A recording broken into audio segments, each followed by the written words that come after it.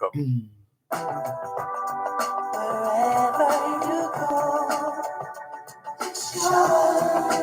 In tribute to Jamaicans in the diaspora, wherever you go, you shine. You make us proud. Despite our challenges at home, you never give up on us. Our sincere thanks. Wherever you go, shine.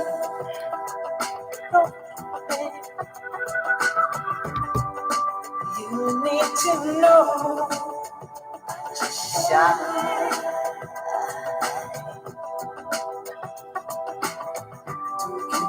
Anything you want to be.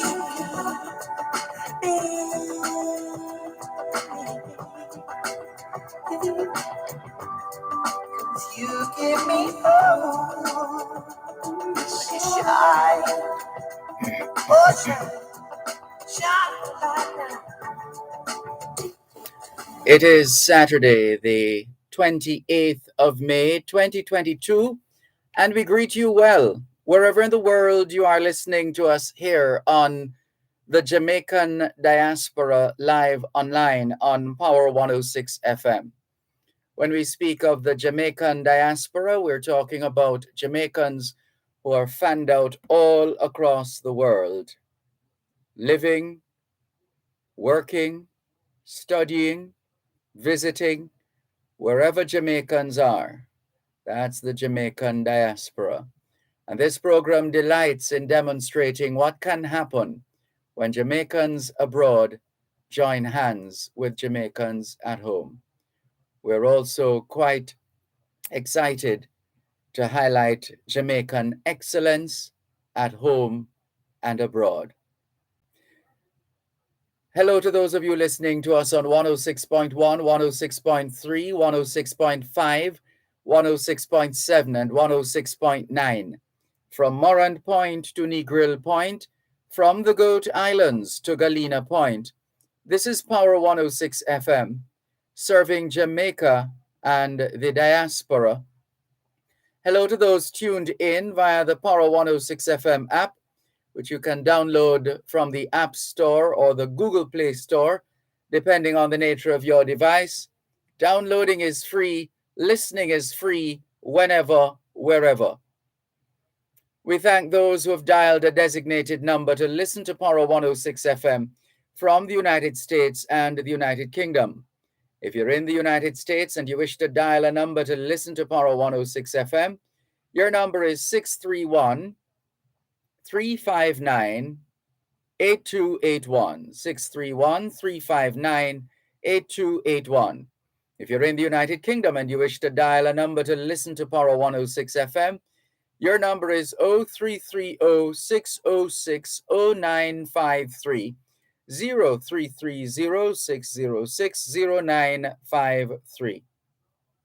We're streaming live video on the Dervan Malcolm Facebook page.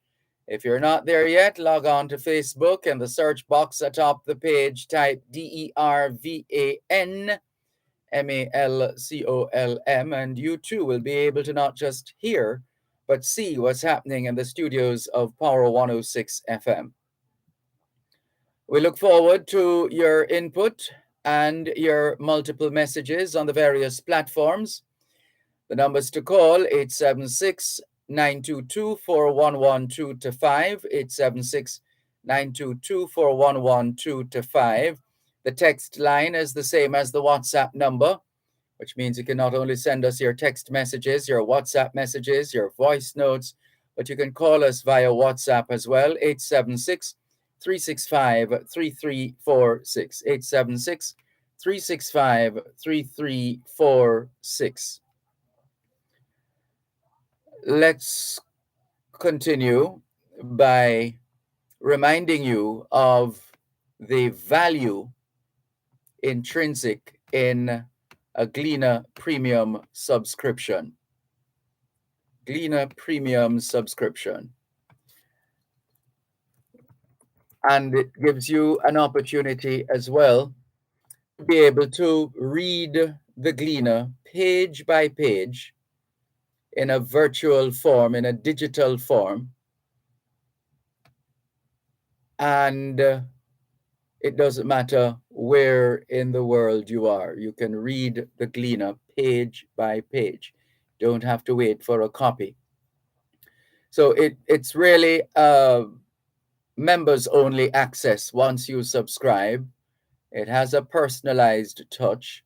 You can enjoy a suite of members only editors, fora, podcasts, webinars, newsletters, puzzles, and events delivered right to your inbox. You can download the eGleaner app as well, and there you'll be able to flip the pages of the Gleaner virtually. There is a subscription package to suit your budget and your pocket. You can pay weekly, which is $2.99 US, $2.99, monthly $4.99 US, quarterly $13.99 US, or yearly $79.99. What do you get? Again, unlimited access, newsletters, podcasts, webinars, events, value-added news platform, among other things. Now that we have shared that information with you, let's see what's in the Gleaner today. Let's take a look at the e-Gleaner. We see Mrs. Eileen Budai is up early as usual, and she says, "Good morning, Dervan. Unable to get Power 106 on my side, East Prospect, St. Thomas, from yesterday until now. Please do the usual. Thanks.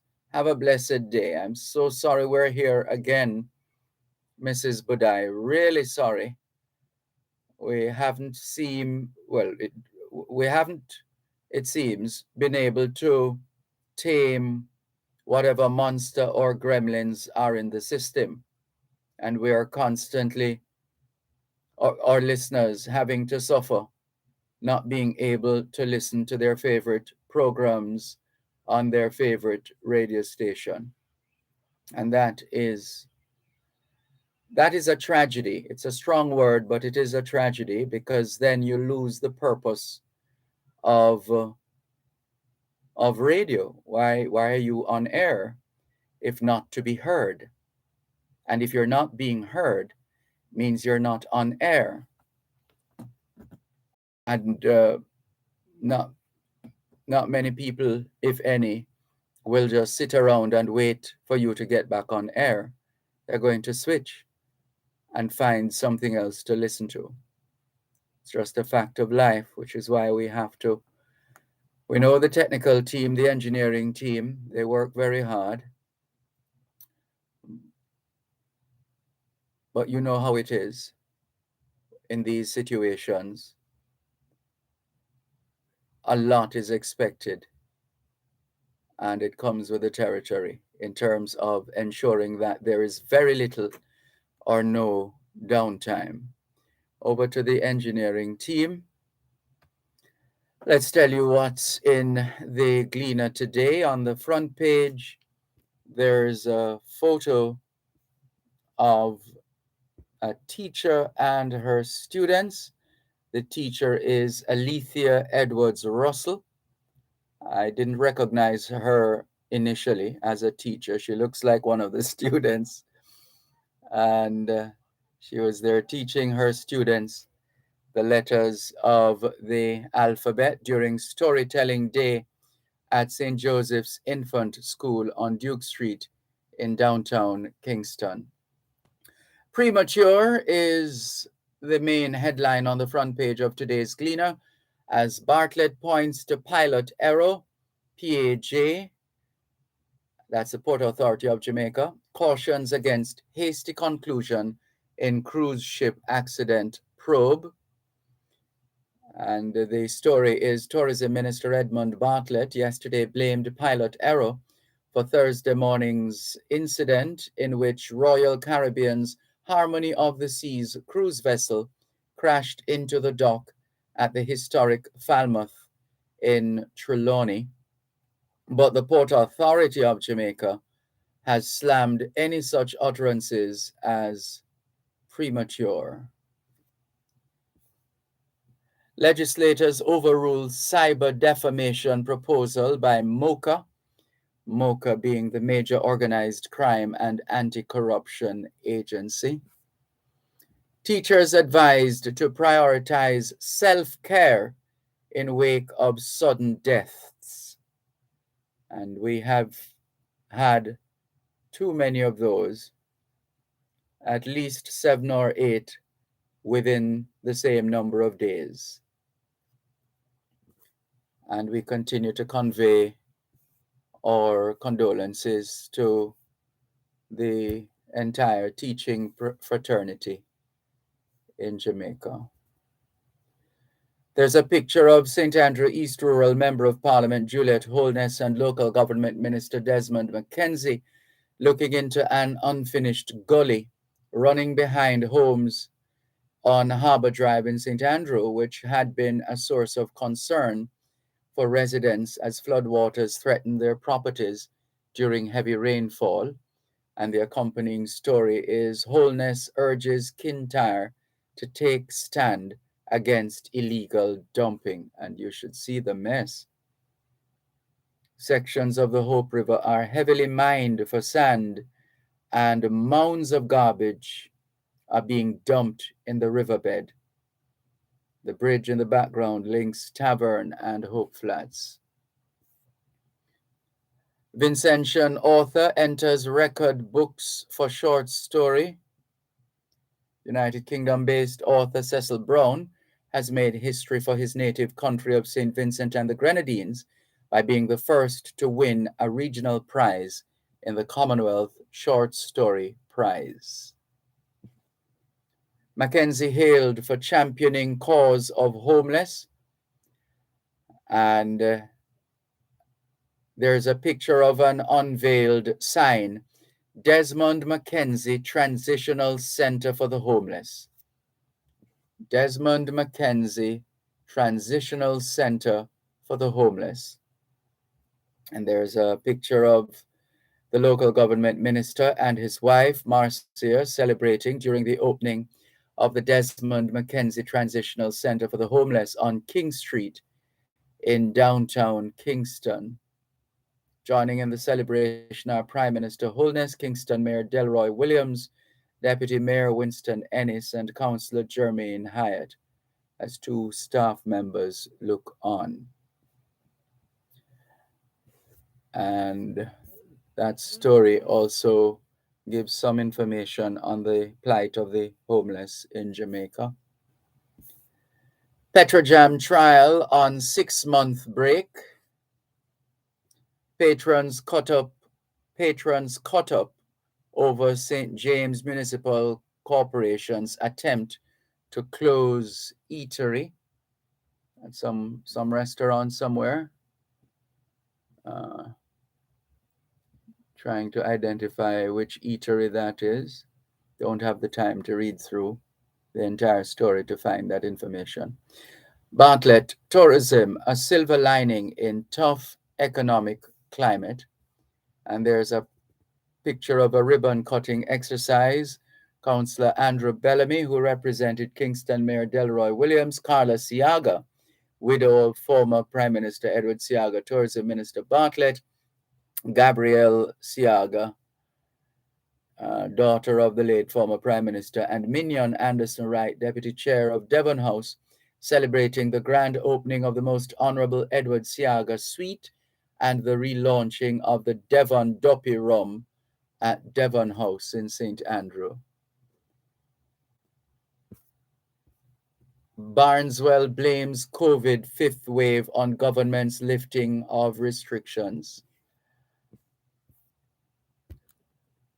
In the Good Heart section of the Gleaner,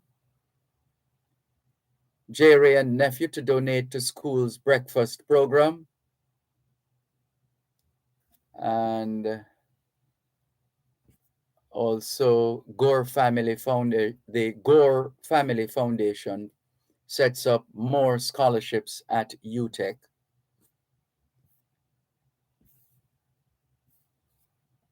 There are some international stories as well from the diaspora.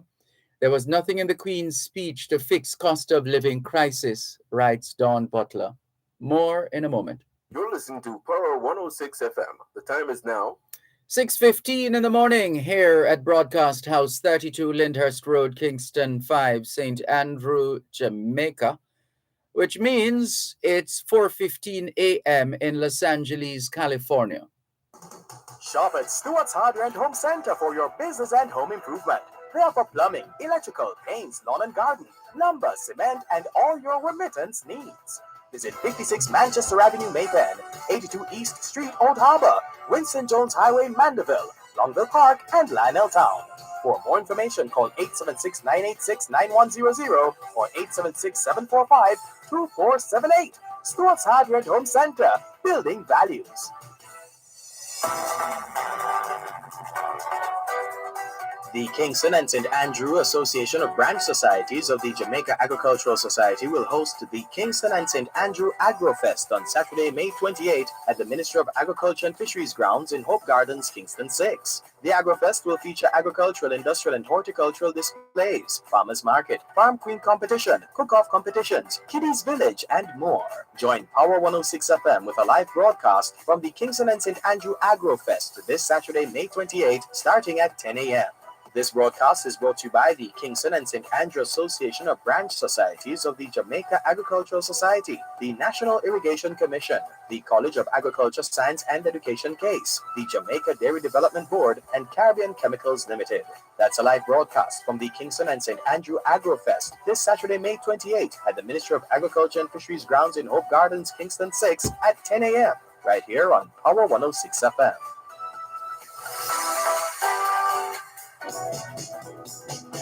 Let's get physical as we dance the night away this Saturday at Bay Frequency. I love the 80s retro dance party featuring timeless, classic and sensational hits of the 80s in pop, reggae, dancehall, R&B, and rock, mixed by King Dash from Fame 95 FM alongside Troy McLean and DJ Xavier from Hits 92 FM. That's totally 80s music this Saturday as we blaze a retro blast of Fame Frequency. I love the 80s dance party, 9 p.m. to midnight. Come join live and see the party alongside your host, Debbie Soon. DM at Fame 95 FM 1 or RETV Instagram page for your special VIP invite or show off your Smirnoff Vodka Dixit in our VIP Zoom Watches That area. And tune in live on Fame 95 FM at Hits 92 FM, RETV online at Mixcloud at Fame Frequency and on OneSpotMedia.com. That's Fame Frequency Flashback.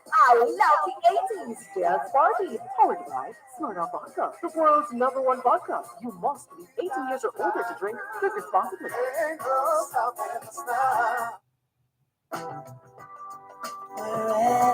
you go. Thanks a lot for staying with us here on the Jamaican Diaspora live online on Power 106 FM. I'm Dervan Malcolm. Before we get back to what's in the Gleaner, quickly, let's say hi to those of you who have taken the time to connect with us this early in the morning, like Sean and Lisa Kamar. Good morning, Lisa Kamar. Good to have you online. Thanks for joining us. The eponymous Paul Miles Foundation is on board as well. Good morning to Paul Miles. Shernet Ellington says, good morning from Runaway Bay, Dervan, back to London on Monday.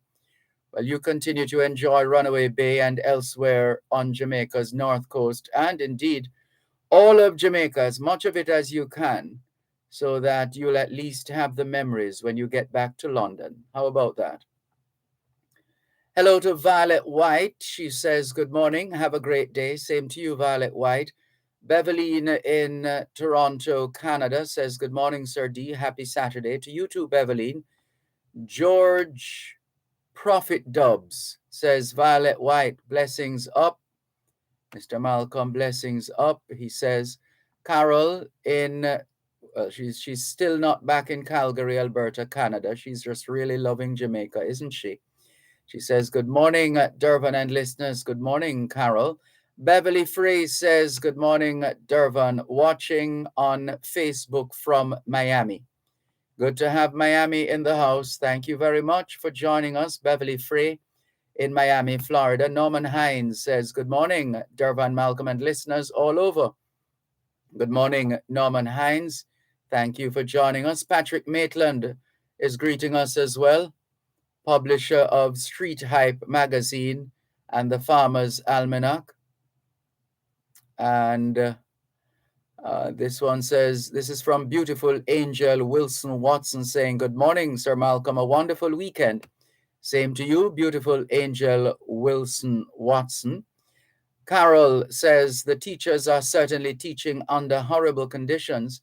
I visited my infant school yesterday, and the condition of the school had me in tears. We're sorry to hear that, Carol.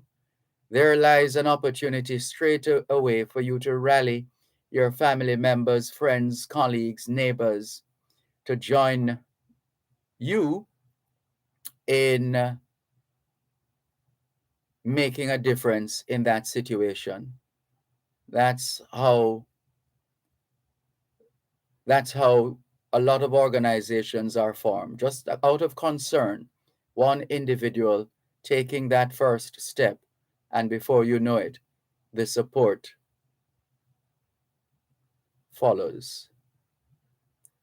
All the best, Carol. Thank you very much for your message. The letter of the day in today's Gleaner: exercise caution on expanding extractive industry.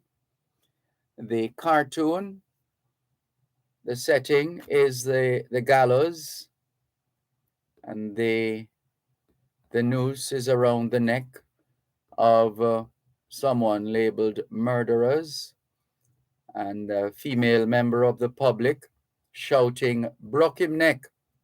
Behind her, the Minister of National Security supposedly saying, "No, that's not effective. Let's lock him away for life." Has human resources lost the human factor? Is another letter to the editor today. The subject of the Gleaner's editorial is child obesity. Child obesity crisis looms. We've been talking about this one for a long time, actually. Long time, and in the early stages of COVID as well. And subsequently, we have been pointing to that factor. Introduce skills training for prisoners.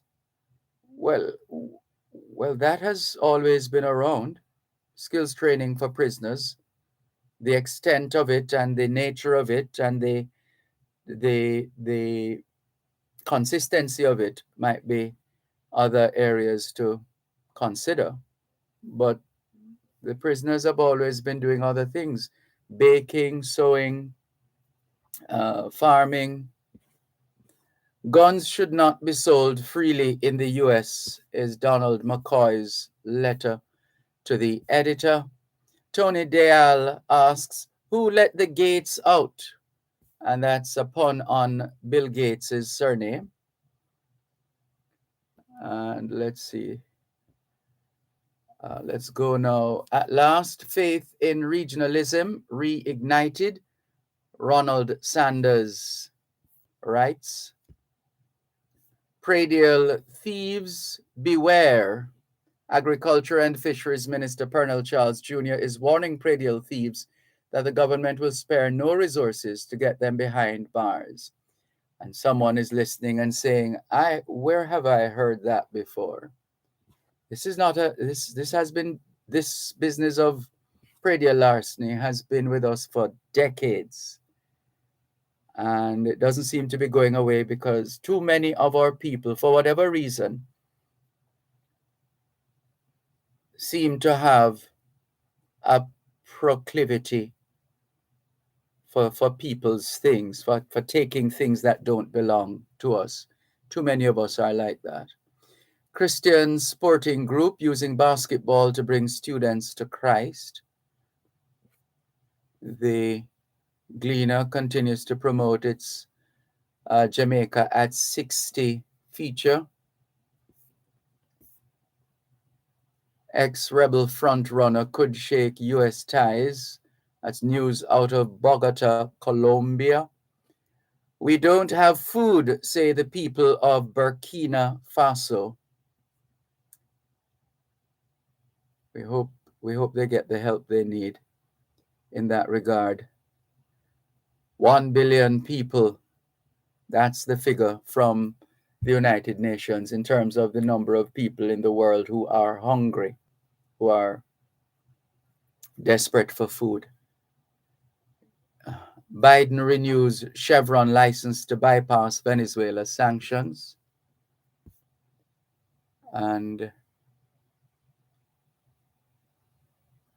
the Caribbean Airlines is recruiting for those who would like to work in that industry. The Gleaner continues to promote the weekly Gleaner UK Honor Awards. The sports section, Thompson Hera, Richardson renew rivalry.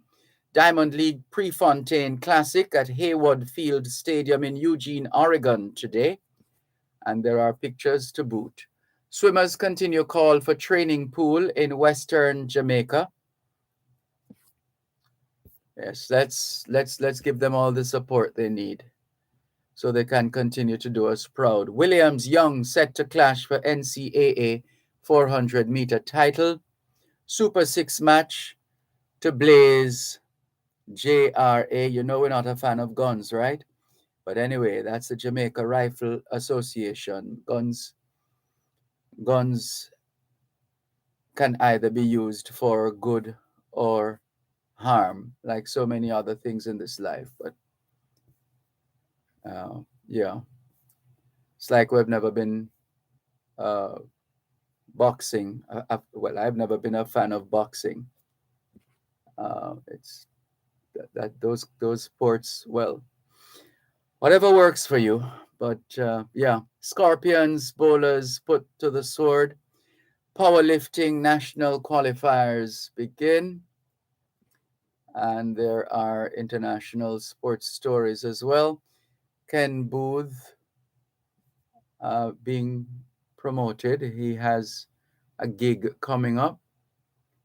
And the government procurement pages are many. Internet access brings excitement at Seaward Primary and Junior High. That's in the Prime Minister's constituency. And the Children's Own, the Gleaner's Children's Own, is back in schools.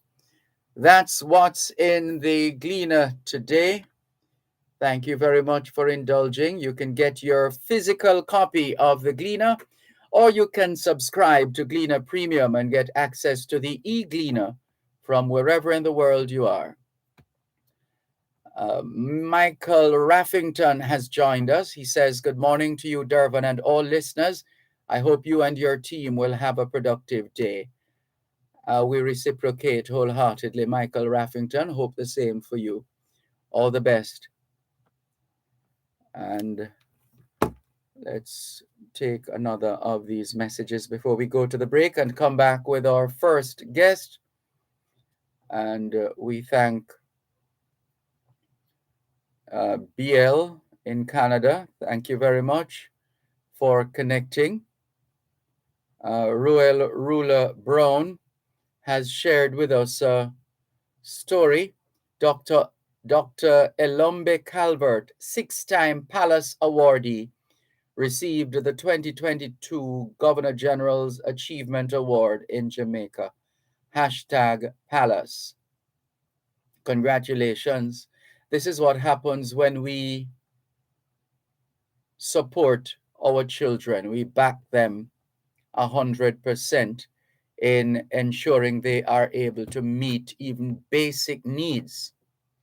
And the more of that support they get, the more empowered they become, the more emboldened they become, and the higher their level of performance, and the greater their level of success. Well done to Ruel Ruler Brown and Palace Peace and Love Academic Scholarship. Dr. Don in Skokie, Illinois, good top of the morning to you too. Thank you for tuning in. Yes, indeed, and thank you for connecting us with our first guest who will be joining us right after this break. You're listening to Power 106 FM. The time is now 6:30 in the morning here at Broadcast House 32 Lyndhurst Road, Kingston 5, St. Andrew, Jamaica, which means it's 8:30 a.m. in Hamilton, Bermuda. Shop at Stewart's Hardware and Home Center for your business and home improvement. They offer plumbing, electrical, paints, lawn and garden, lumber, cement, and all your remittance needs. Visit 56 Manchester Avenue, Mayfair, 82 East Street, Old Harbor, Winston Jones Highway, Mandeville, Longville Park, and Lionel Town. For more information, call 876-986-9100 or 876-745-2478. Stewart's Hardware and Home Center, building values. This is Fine Stop. How may I help? You will embrace a illegal gun, but we know what them know say a me talk. Don't worry, sir. Crime Stop is privately funded and run by the PSOJ. Everything reported here is anonymous. It's just like you're invisible. What about the reward? We provide cash rewards for information that leads to an arrest or recovery. We'll stash the cash wherever you like, so nobody will ever find out. All right, me tell you. Make the call. Crime Stop 311. Solving crime pays. The Kingston and St. Andrew Association of Branch Societies JAS, in collaboration with the Ministry of Agriculture and Fisheries and RADA and the Jamaica 4-H Clubs, celebrates the 26th staging of the Kingston and St. Andrew Agricultural, Industrial and Food Show, AgroFest, Saturday, May 28th at the Ministry of Agriculture and Fisheries Playfield, Hope Gardens, under the theme, Grow What We Eat, Eat What We Grow. Gates open 8 a.m. to 7 p.m. Gate prize weekend for two at Sanders Resort International. Admission $1,000 for adult children, $500. Guest artist Jermaine Edwards, featuring talented farmers concert, domino tournament, and entertainment for the entire family. For additional information, contact the Jamaica Agricultural Society, 876-922-0610-2. Your taxes hold the key. Tax Administration Jamaica presents Make We Talk Tax, Wednesdays at 3:15 p.m. on both sides of the story, a program that educates and informs taxpayers of the various payment options and services available at Tax Administration Jamaica and the ease of doing business. Make We Talk Tax is a production of Tax Administration Jamaica, working together to serve you even better.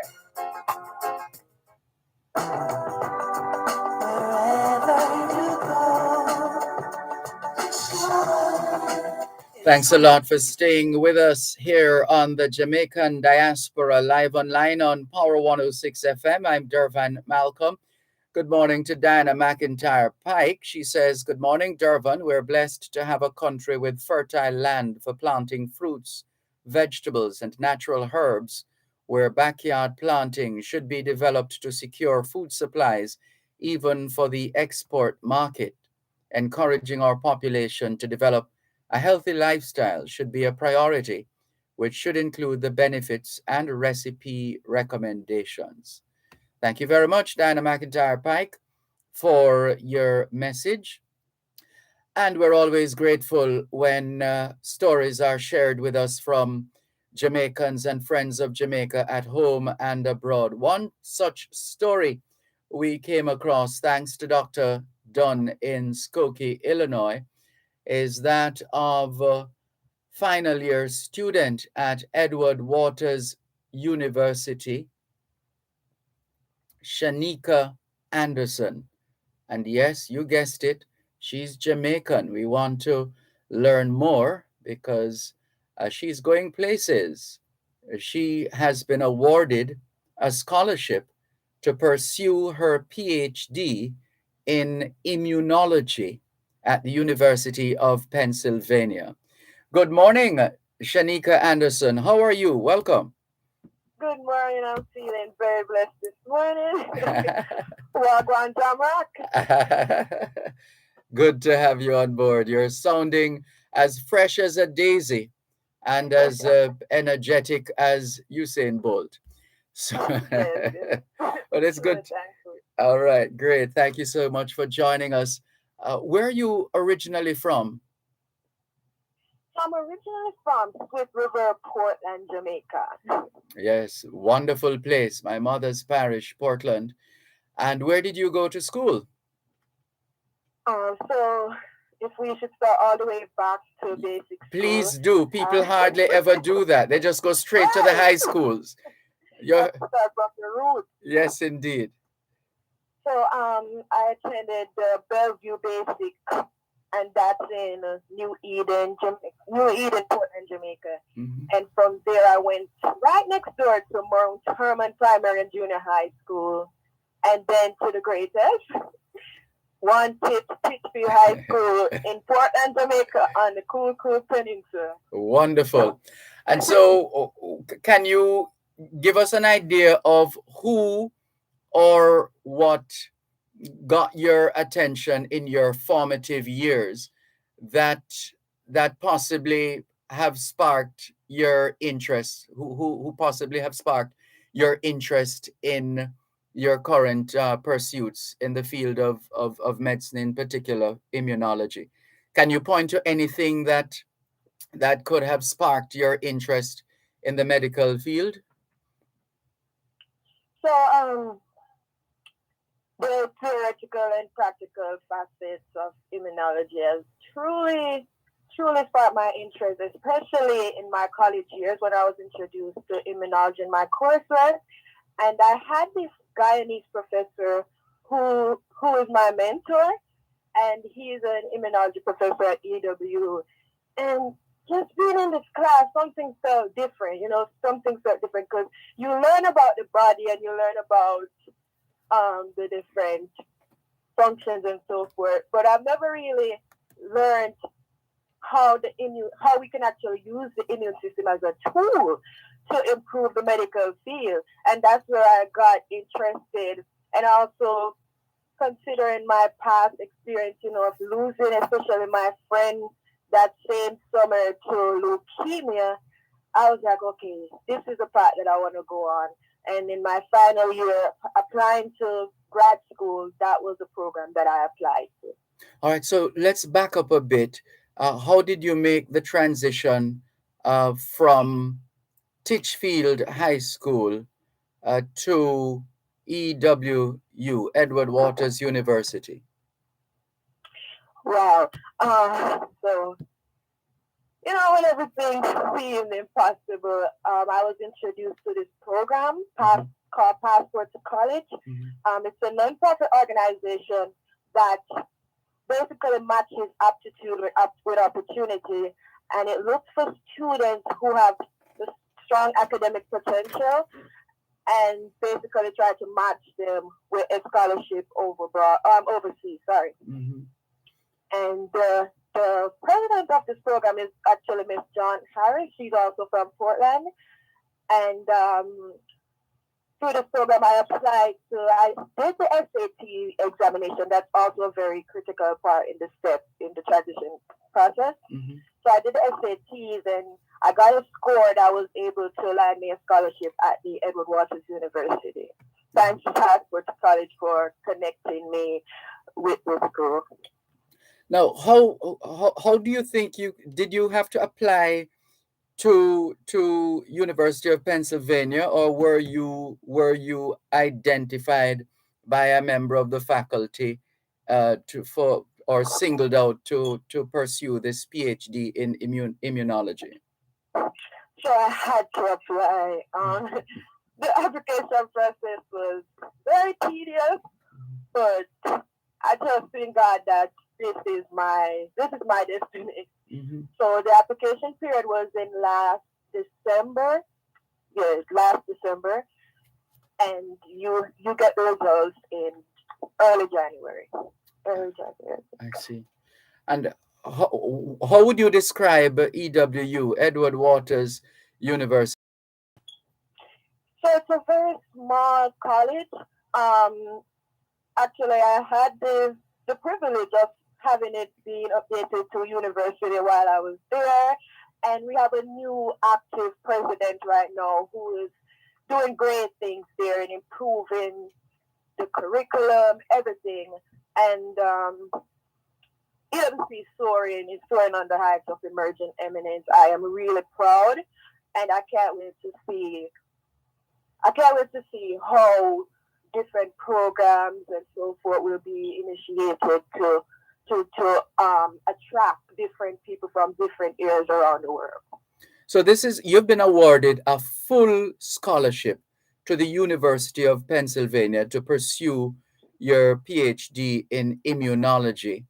What does this full scholarship entail? It means you don't have to find a penny. You just turn up for classes, do your studies, just like that? Yes, precisely. So with this scholarship, you're offered a stipend that is able to cover your living expenses. That includes housing, your research funds, and so forth. So it's really about you budgeting and making sure that you properly navigate your funds. Yes. And what's the prevalence with which you have come across fellow Jamaicans? Have you met any fellow Jamaicans in and around EWU? It's quite a few. I think while I was there, I met roughly 5 Jamaicans. So it's not a lot. It's not a lot. So you're really learning a different culture. Everything is so different. Yes. You're probably lucky to find one Jamaican. And can you locate EWU for us? Where exactly is Edward Waters University? So it's in Jacksonville, Florida. Oh, I see. And what can you tell us about your involvement in other pursuits? Because normally, when students are applying to colleges and universities, the admissions team usually engage in interviews to try and find out what kind of other activities, exercises, pursuits you've been involved in apart from the academics, etc. Because surely it's not just straight academics for you, is it? While I was at EW or before EW? Before and since you've been there. In other words, have you been involved in other activities, other programs other than academics? Right, definitely. And this is something that will also encourage, it's very important to get yourself out there. This is how you network. This is how you learn about different experiences and so forth. And while at EW, Edward Waters University, I was Miss Freshman, and that's a pageant. You entered a pageant and won. It wasn't really a pageant, but the students had to vote for you. I guess with senior potential to represent the school. Oh, that's very impressive. Very impressive. Yeah. Okay. So are you still holding that position, or you've given up that title? So the title was for a year. So that was for my freshman year. That was my first year of college.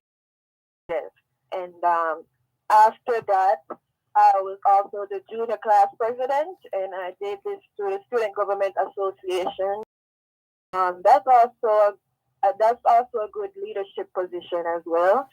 And in addition to those, I would say, demanding leadership position, I was also a part of Foundation for Fortitude and Honor Society that basically guide you in your path to accomplish your various dreams.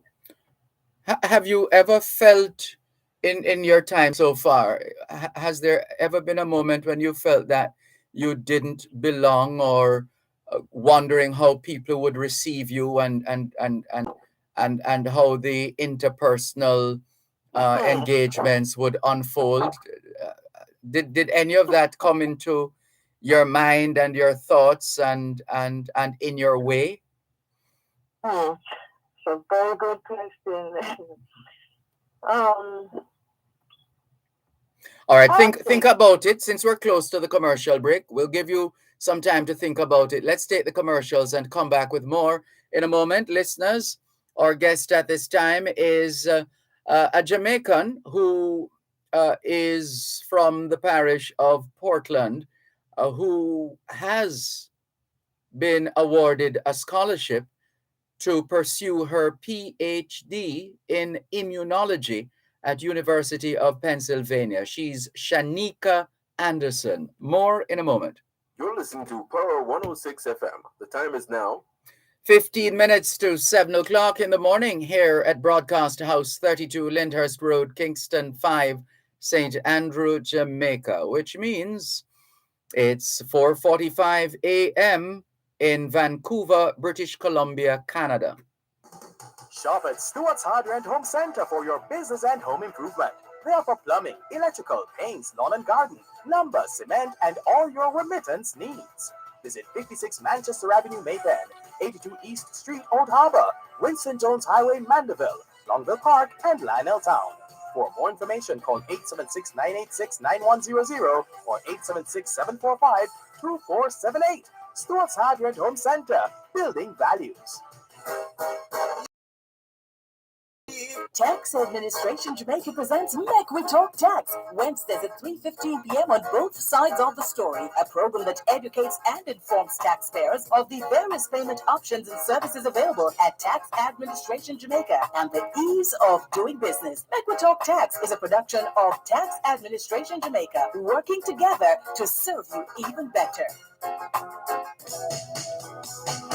Let's get physical, as we dance the night away this Saturday at Bay Frequency. I love the 80s retro dance party featuring timeless, classic and sensational hits of the 80s in pop, reggae, dancehall, R&B, and rock, mixed by King Dash from Fame 95 FM alongside Troy McLean and DJ Xavier from Hits 92 FM. That's totally 80s music this Saturday as we blaze a retro blast of Fame Frequency. I love the 80s dance party, 9 p.m. to midnight. Come join live and see the party alongside your host Debbie Wisoon. DM at Fame 95 FM 1 or RETV Instagram page for your special VIP invite, or show up your Smirnoff Vodka mixes in our VIP Zoom watches that area. And tune in live on Fame 95 FM at Hits 92 FM, RETV online at Mixcloud at Fame Frequency and on OneSpotMedia.com. That's Fame Frequency Flashback. I love the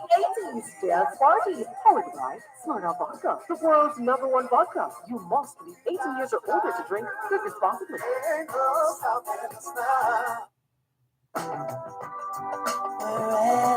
you go, in tribute to Jamaicans in the diaspora, wherever you go, you shine. You make us proud. Despite our challenges at home, you never give up on us. Our sincere thanks. Wherever you go, With us here on the Jamaican Diaspora live online on Power 106 FM. I'm Dervan Malcolm. A couple of messages before we continue our conversation with Jamaica's Shanika Anderson, a final year student at Edward Waters University, who is on her way to the University of Pennsylvania on a full scholarship to pursue her PhD in immunology. Just before we speak with Shanika for more on her experiences so far, a couple of messages coming in. Truth to Power, in reference to a couple of the stories we have highlighted from the Gleaner, says, "Morning, Dervan. Sound advice for Mr. Holness. Why not just change the name of Jamaica to Jamaga or Siagalka in honor of Edward Siaga and make him our patron saint? It could be much cheaper." And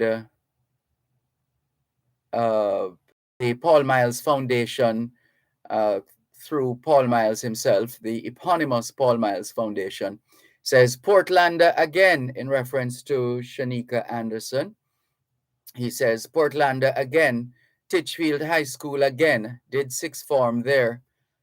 She will be attending one of the best universities for her PhD University of Pennsylvania in my state, Dr. Kingsley Chin, another Titchfield alum, is a graduate of the University of Pennsylvania. Looks like you're in very good company, Shanika. Yes. All right, so let's pick up on the point of your own personal emotions and sense of self as you've been on the journey of personal development. At any point, have you felt that you don't belong, or you are too empowered, way too empowered to think along those lines? What has the experience been like on a personal level on this journey uh, of personal development? To be honest, I must say that there were definitely periods of feeling like, wonder if we're done right here. So it's always gonna be that time where it's like, how do I find my way in this place? You know, a new environment, a new culture, everything is new. Yes. And I personally almost had like this culture shock where, especially every time you open your mouth, get the attention. Who is that? Who is that? The accent. And if you're not confident to embrace your culture and being okay to be different, then that will get to you. You have to be proud of where you're from and just be confident in whatever you do. There were times, I remember specifically, I was in a class and the teacher asked a question and I was almost scared to talk because I didn't want the attention of, oh, why she sounds so different and all that. But I had to get over that.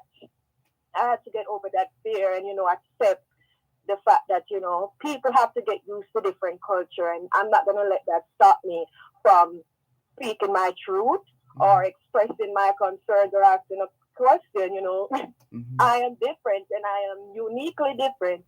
So this is me, and people have to get used to that. And I just use that as something to motivate, to just be true to yourself, be true to yourself, because you have the power to do whatever you want to do in life. That's right. And who has had would you say has had the greatest impact on your life so far, and with respect to where you have reached at this stage? Definitely my parents. Definitely my parents. That's an emotional point for me. Especially graduating this year in May, and the fact that they weren't there to witness it, despite the different challenges and so forth. I was truly saddened by that.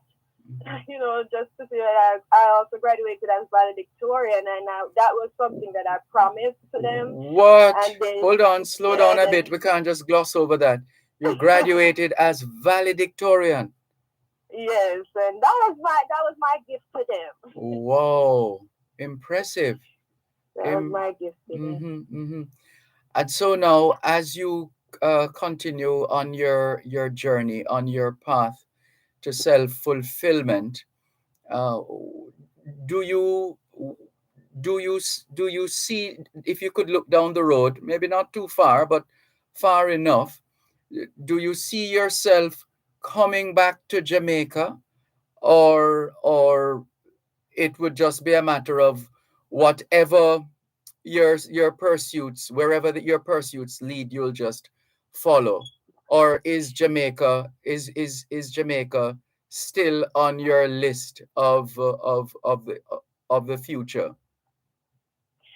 So I know the plans that the Lord has for me, plans of not to harm me, but of hope.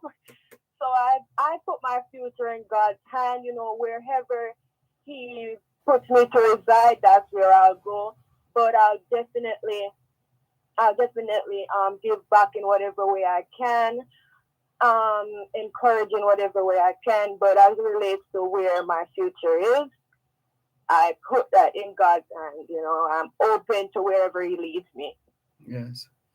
Yeah. And I ask the question because naturally we have high quality students like you who study at universities all over the world, and because of your brilliance, everybody wants you to be at their university or in their organization, Right. etc. And the natural thing to do is to follow that wave, go with it, as opposed to trying to go against the tide. But there's a feeling that we are losing so many of our quality people who can add value, even more value to our society. But as you said, I'm sure you'll find ways of contributing to Jamaica going forward. Yes, definitely. What of the kind of approach that you take in terms of your studies? Are you one of those who beat the books, as they say, at midnight and yeah, burn the midnight oil? You know. So, so it depends on the type of exam. I put in that level of work. So, for instance, if it's like a regular test, you'll probably catch me studying the night before, to be honest. But like a midterm or like a final exam, I'll know that okay, I have probably this amount of work to do, so I have to, schedule my time around that, because college is not easy, so you have to prioritize and know, okay, whatever you put in, that's what you'll get out. And if you're on a full scholarship, you can't afford to twitch, so to speak. Right. Because then we kick you out. I've heard of students who have been so treated. So so you can't twitch at all. You have to remain focused. Definitely. Now, having said all of that, though, what do you do for fun? What do I do for fun? So I really like to sing. Oh, really? No. Choir the best. So you were on the choir for All Together Sing? All Together Singing, was it 2010? No, 2015? I think 2015 or 2014. Oh. Yes. So you're quite a singer. I really like to sing. Yes. You have a favorite song? Yes. Which one is that? Encourage yourself and never would have made it. Can you give us a line or two, if you don't mind? I never would have made it without you. I would have lost it all. But now I see how you were there for me. And I can't say I'm stronger, I'm wiser, I'm better, much better. When I look back, after all you brought me through, I can see that you are the one I held on to. Whoa, powerful. And appropriate song as well. No doubt, kind of song you could dedicate to your parents as well. Truly. I hope they are listening. I do. Yes. And no doubt, well, as you indicated earlier on, they're the ones who have really fueled your. When I look at the sacrifices, and I ask them, how did you do it? How did you find lunch money every morning? Considering the financial burden and so forth. Yes. But God made a way, and I owe this to them. Yes. Well, we want to thank you so much for sharing your story this morning on the Jamaican Diaspora Live Online. And this is just the beginning. More great things ahead of you. We want to wish you all the success that life has to offer. And we definitely look forward to speaking with you again. Who knows? Maybe by the time you become Dr. Shanika Anderson. We look forward to that. In the meantime, blessings to you and all the very best. Thank you so much, and God bless you. Thank you very much. Take care. And you're getting applause here from Paul Miles of the eponymous Paul Miles Foundation. Clap, clap, clap, he says. More in a moment. Listeners, that was Shanika Anderson, a student, a final year student at Edward Waters University, EWU. She has just been awarded a full scholarship to the University of Pennsylvania to pursue her PhD in immunology. She is from the parish of Portland. More in a moment. You're listening to Pearl 106 FM. The time is now 7 o'clock in the morning here at Broadcast House 32 Lyndhurst Road, Kingston 5, St. Andrew, Jamaica, which means it's 3 o'clock in the afternoon in Kyiv, Ukraine. Shop at Stewart's Hardware and Home Center for your business and home improvement. They offer plumbing, electrical, paints, lawn and garden, lumber, cement, and all your remittance needs. Visit 56 Manchester Avenue, Mayfair, 82 East Street, Old Harbor, Winston Jones Highway, Mandeville, Longville Park, and Lionel Town. For more information, call 876-986-9100 or 876-745-2478. Stewart's Hardware and Home Center, building values.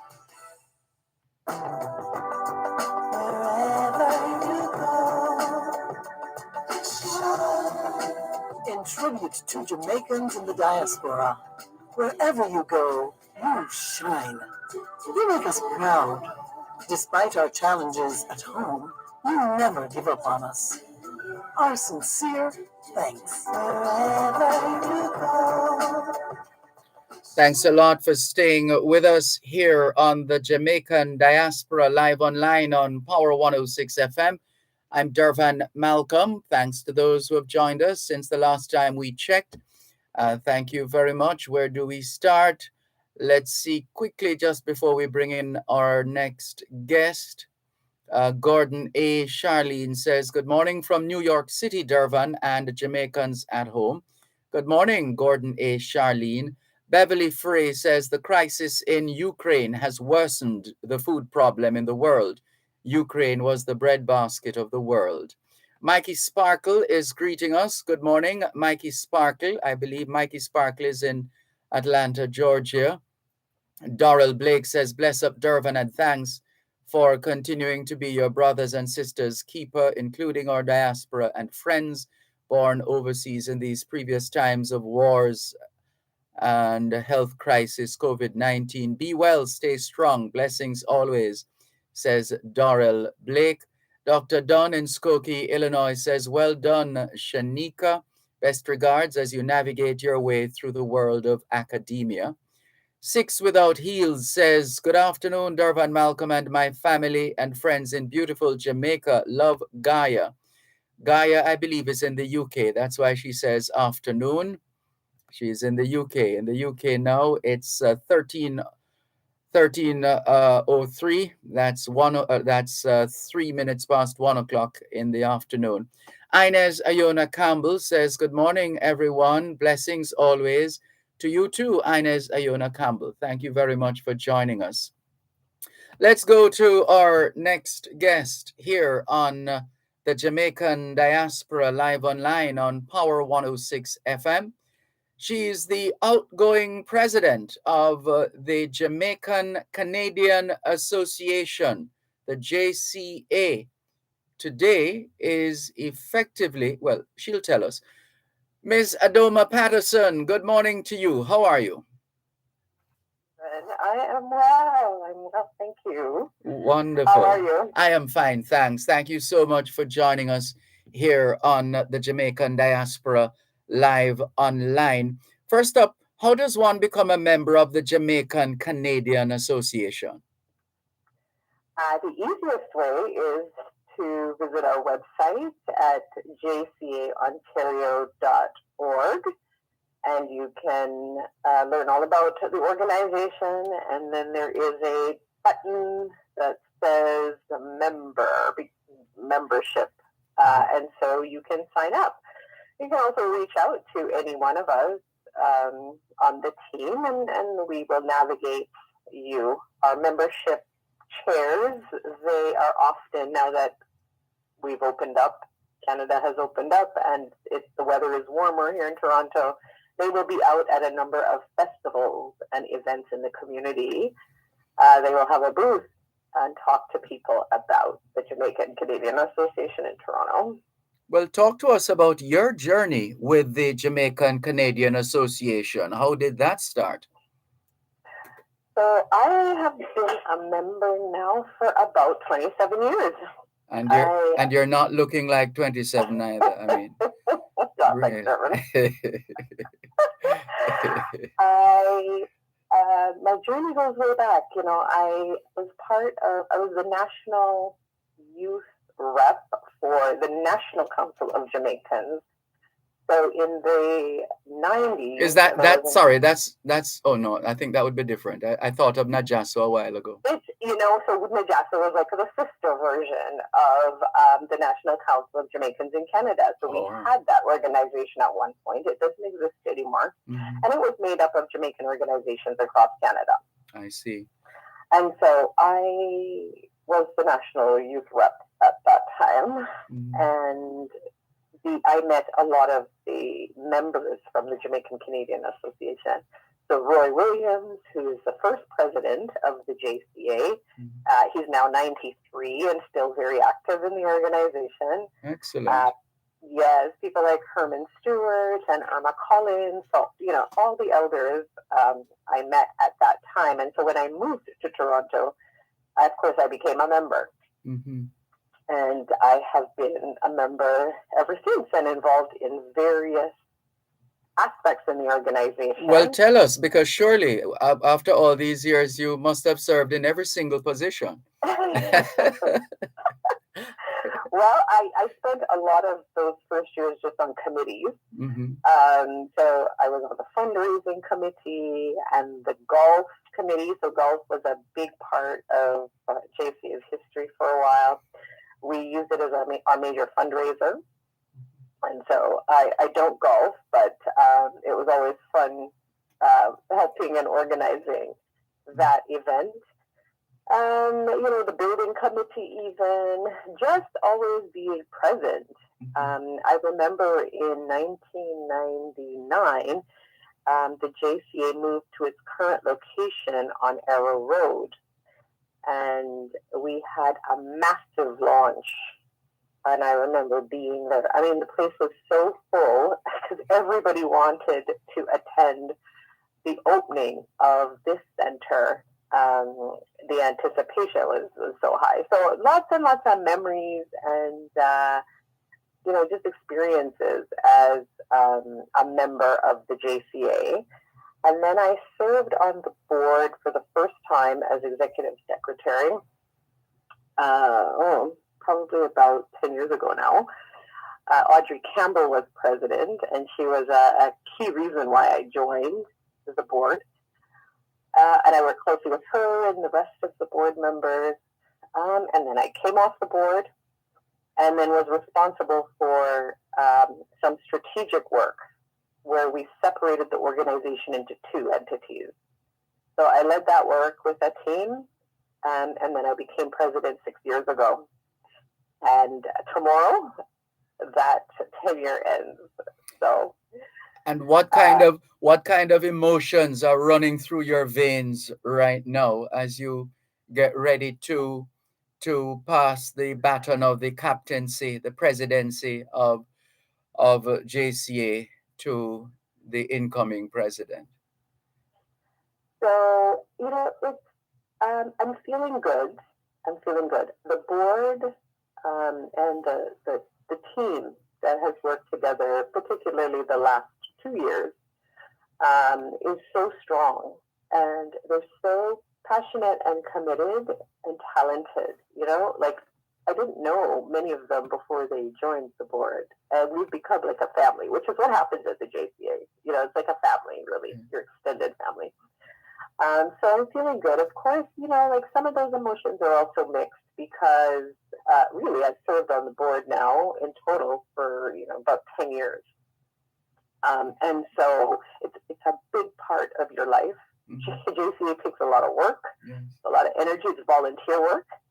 And so I've seen my son grow up over the 10 years and, just put a lot into it. But I feel good. I think it's in good hands. There'll be the election tomorrow, and really past presidents don't go anywhere. As I mentioned, Roy Williams is the first president, and he's still around. And JCA members have long life. So. No, but there is I think a study was done some years ago that indicating that those people who are involved in voluntary work, who are involved in the business of serving others, they just that act alone adds a few years to their life. Yes. And you can see that there is a purpose and a place and a role in the organization regardless of your age. And in many organizations, I think that's definitely true. Our oldest member, actually, Miss Amy Nelson, is 100, and she'll be 103 this year. Whoa. So, we've, although, the last couple of years we have lost a number of the elders, and so that's been really difficult. You attend a lot of funerals. And these are people, again, that I've known since I was younger, so it's been tough. But we have some exciting things coming up because not only is it Jamaica's 60th, but it's also the JCA's 60th. We were founded in 1962. And so we're doing a homecoming trip to Jamaica, August 1st to 8th. How will that work? A homecoming trip to... I think this was done for Jamaica 50 as well, I think, something like this. No, or we not did quite. it for Miss Lou's. Yes. Jamaica was recognizing Miss Lou's 100. Yes. 50 of us came down, and we were up in Gordon Town for that ceremony, which was fantastic. And we had so much fun, we decided, you know what, we needed to make sure we're in Jamaica for independence, and we're celebrating JCA's anniversary. So 104 of us will be on the same flight. Yes. That sounds like fun. Oh, it's going to be great. So, and our plan is to be at the stadium and to really take in the festivities. And we have a range of people coming, range of ages, right? So Mr. Williams will be on that flight. And we have some teenagers and everyone in between. So really looking forward to that in August. So the Audrey Campbell and Michelle Dolly, our vice president, they've been planning this for more than a year. We booked last year. We weren't really sure with COVID what was happening, and should we stay, should we not? But we, as of today, we plan to be there. So the JCA is doing lots of things this year to celebrate our anniversary in Jamaica's as well. So that Jamaica homecoming, is it? Have you reached your cutoff point in terms of people signing up and being a part of the trip? I think we're probably just at the timeline, but I would say, reach out to us if someone is interested and they didn't know, because we signed up people recently, and we're traveling with our Canada Vacations. But so, president at jcaontario.org, and if you are interested, then I can connect you with our travel partner. And we've had a series of meetings for the people who are attending on Zoom, and there's the excitement. The closer we get to the date, the excitement is real, right? Everyone will get their T-shirt, so we'll be heading down all in the same T-shirt. And there are some excursions that are planned, and it's really just a time of fellowship and celebration, and just recognizing how far we've come, how far Jamaica has come. So. Yes. So then, looking forward to that. Absolutely. So who's going to be holding down the fort in Canada while all 104 plus of you are in Jamaica? I know, and we've had to delay our usual annual Independence and Anniversary Gala. It would have taken place on the 6th, but because we're in Jamaica, it will happen the following weekend. Okay. Yes. So, it's good. We'll come back, and then we come back to the Toronto celebration. But lots of things happening in Toronto, and I don't know if the Consul General, Mr. Lincoln Downer, has been on yet to talk about. He and I co-chaired the Jamaica 60 activities for the Greater Toronto and Hamilton area. And so we've been meeting since last year as a large team. One moment. Tell us some more after the break, please. I see Steve McDonald in Toronto, Canada, saying, I would like to say thank you to Ms. Patterson for her stewardship of the JCA. It has been stellar. One moment, please. Healthy habits start with washing your hands several times per day with soap and water. If soap and water are not available, use Benjamin's hand sanitizer and rubbing alcohol. The time by Benjamin's is 7:15 in the morning here at Broadcast House, 32 Lyndhurst Road, Kingston 5, St. Andrew, Jamaica, which means it is 12:15 p.m. in Ouagadougou, Burkina Faso. The Kingston and St. Andrew Association of Brand Societies, JAS, in collaboration with the Ministry of Agriculture and Fisheries and RADA and the Jamaica 4-H Clubs, celebrates the 26th staging of the Kingston and St. Andrew Agricultural, Industrial and Food Show, AgroFest, Saturday, May 28th at the Ministry of Agriculture and Fisheries Playfield, Hope Gardens, under the theme, Grow What We Eat, Eat What We Grow. Gates open 8 a.m. to 7 p.m. Gate prize weekend for two at Sanders Resort International. Admission $1,000 for adults, children $500. Guest artist Jermaine Edwards featuring talented farmers concert, domino tournament, and entertainment for the entire family. For additional information, contact the Jamaica Agricultural Society, 876-922-0610-2. The Kingston and St. Andrew Association of Branch Societies of the Jamaica Agricultural Society will host the Kingston and St. Andrew AgroFest on Saturday, May 28 at the Ministry of Agriculture and Fisheries grounds in Hope Gardens, Kingston 6. The AgroFest will feature agricultural, industrial, and horticultural displays, farmers market, farm queen competition, cook-off competitions, kiddies village, and more. Join Power 106 FM with a live broadcast from the Kingston and St. Andrew AgroFest this Saturday, May 28, starting at 10 a.m. This broadcast is brought to you by the Kingston and St. Andrew Association of Branch Societies of the Jamaica Agricultural Society, the National Irrigation Commission, the College of Agriculture, Science and Education CASE, the Jamaica Dairy Development Board, and Caribbean Chemicals Limited. That's a live broadcast from the Kingston and St. Andrew AgroFest this Saturday, May 28 at the Ministry of Agriculture and Fisheries grounds in Hope Gardens, Kingston 6 at 10 a.m. right here on Power 106 FM. There's a retirement crisis in Jamaica, with only approximately 10% of the working population saving towards retirement. Many people do not participate in a formal pension plan, such as contract workers and the self-employed, and some are not eligible for a government pension. Every member of the workforce has the opportunity to participate in a pension plan and secure a monthly income for their retirement. Join Real Business every Monday at 9:30 a.m. for an informative discussion with Peter Rose Hall, Managing Director of PPM Financial, discussing the importance of retirement planning and the solutions to move Jamaica out of this crisis. Retirement Wealth Creation is brought to you by PPM Financial Limited, taking you higher.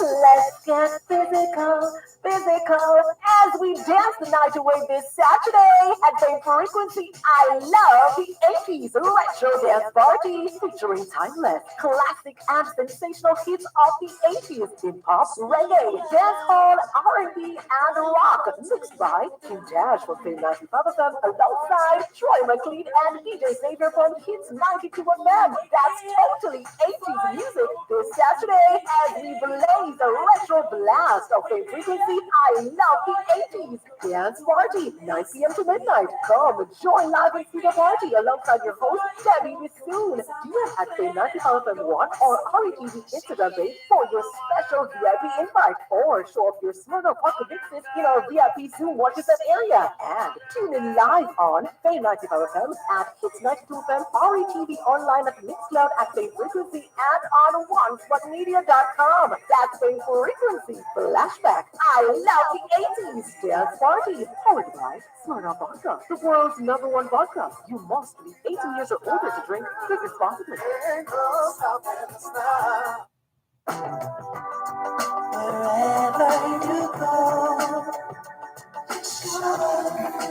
In tribute to Jamaicans in the diaspora, wherever you go, you shine. You make us proud. Adoma Patterson is the outgoing president of the Jamaican Canadian Association, the JCA, which, like Jamaica, is celebrating 60 years.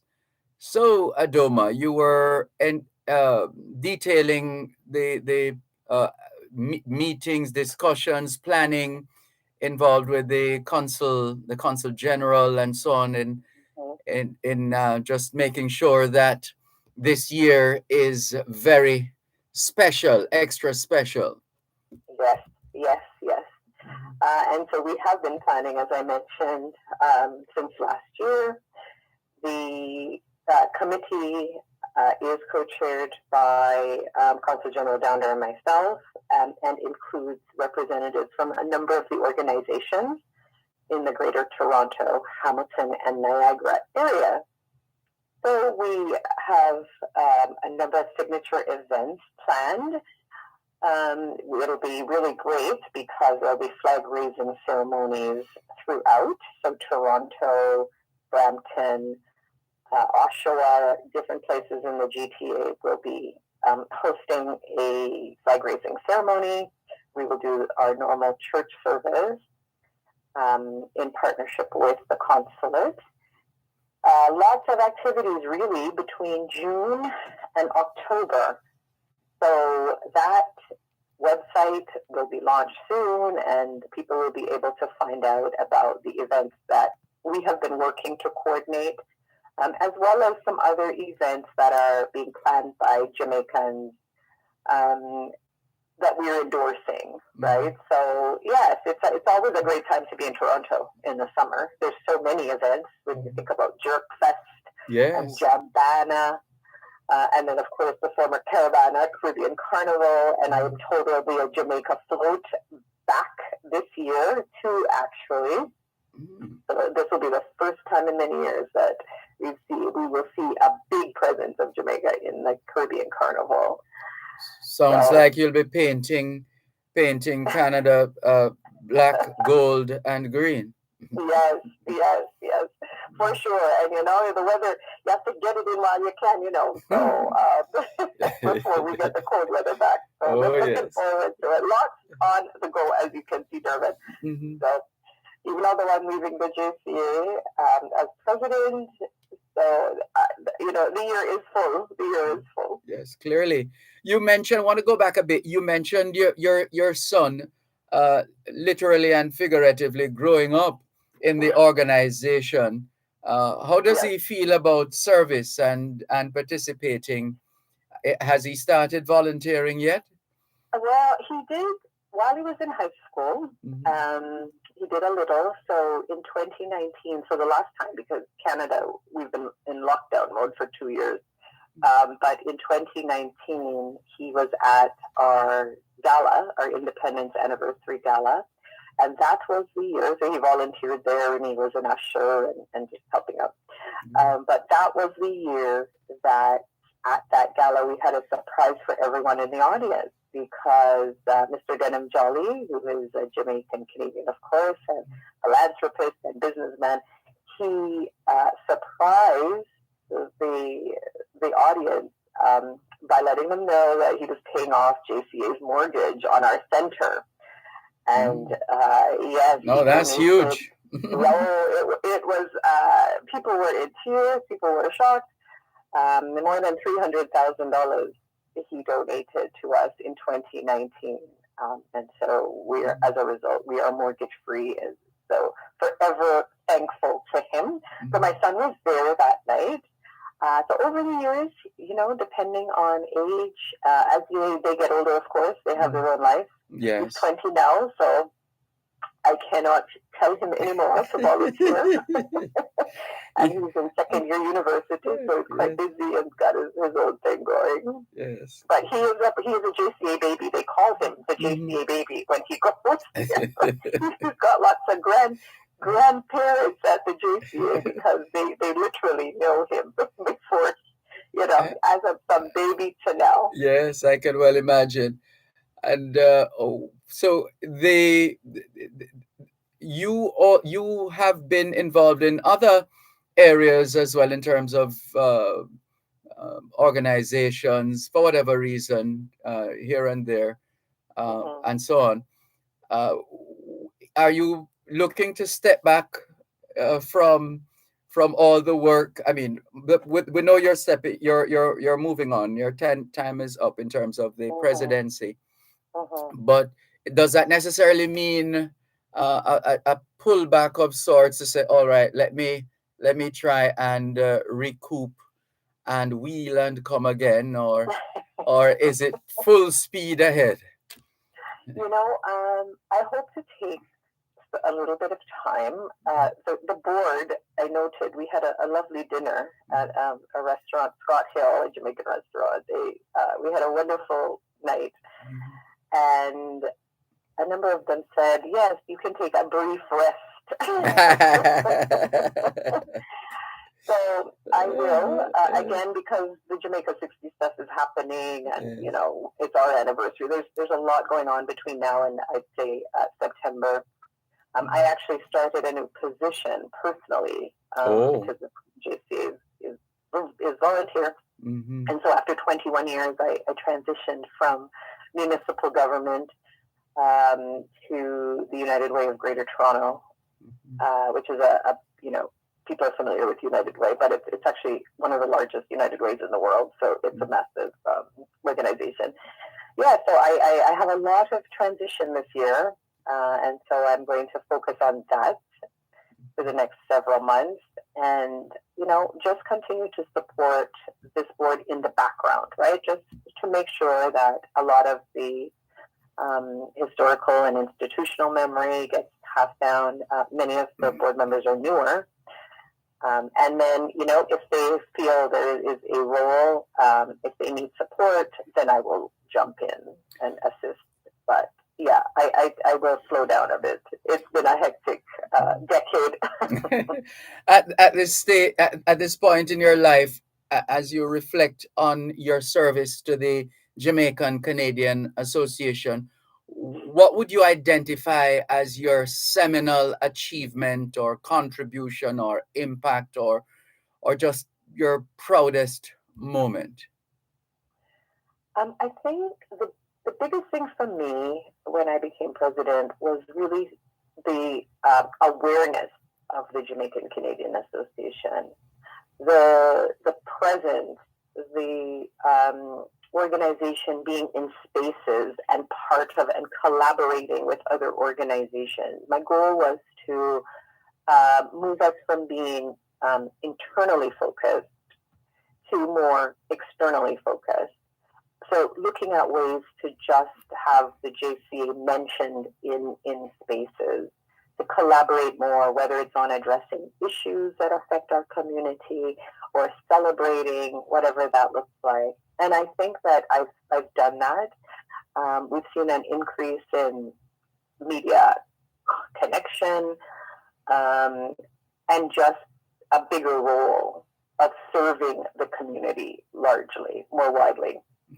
So I think that's great. I have to say, when I was elected, I made a commitment that we would do a Burn the Mortgage campaign because we needed to get rid of this mortgage now.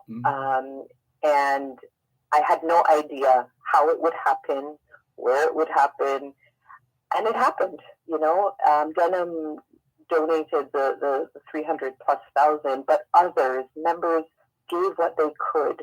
Whether it was $100 or $50 or $5,000 over several years, people were also committed once we had that call to action. And so I'm proud that in the last 6 years we could say now we're mortgage free. So those are the two big things. Just this, just people seeing and hearing about JCA more. People understanding our place in the community, what we do, more collaborations, and service to the community. And during the pandemic, we provided the meal programs. We worked with our partner Community Strong. Grace Kennedy contributed. Lots of organizations donated to that, and we provided hot meals to seniors and other vulnerable residents. who could not come out because we were in lockdown mode. And volunteers delivered those meals all throughout the GTA for many, many months. We started in 2020 and we came back in 2021 because we realized that seniors were really, really struggling.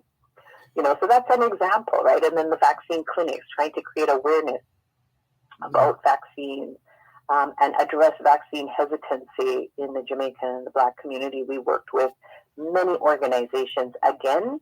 That's quite a body of work. Hold it on the vaccines. When we come back, we'll allow you to finish detailing what you were sharing, and then we'll wrap. One moment, please. You're listening to Power 106 FM. The time is now 7:30 in the morning here at Broadcast House 32 Lyndhurst Road, Kingston 5, St. Andrew, Jamaica, which means it's 9:30 p.m. in Tokyo, Japan.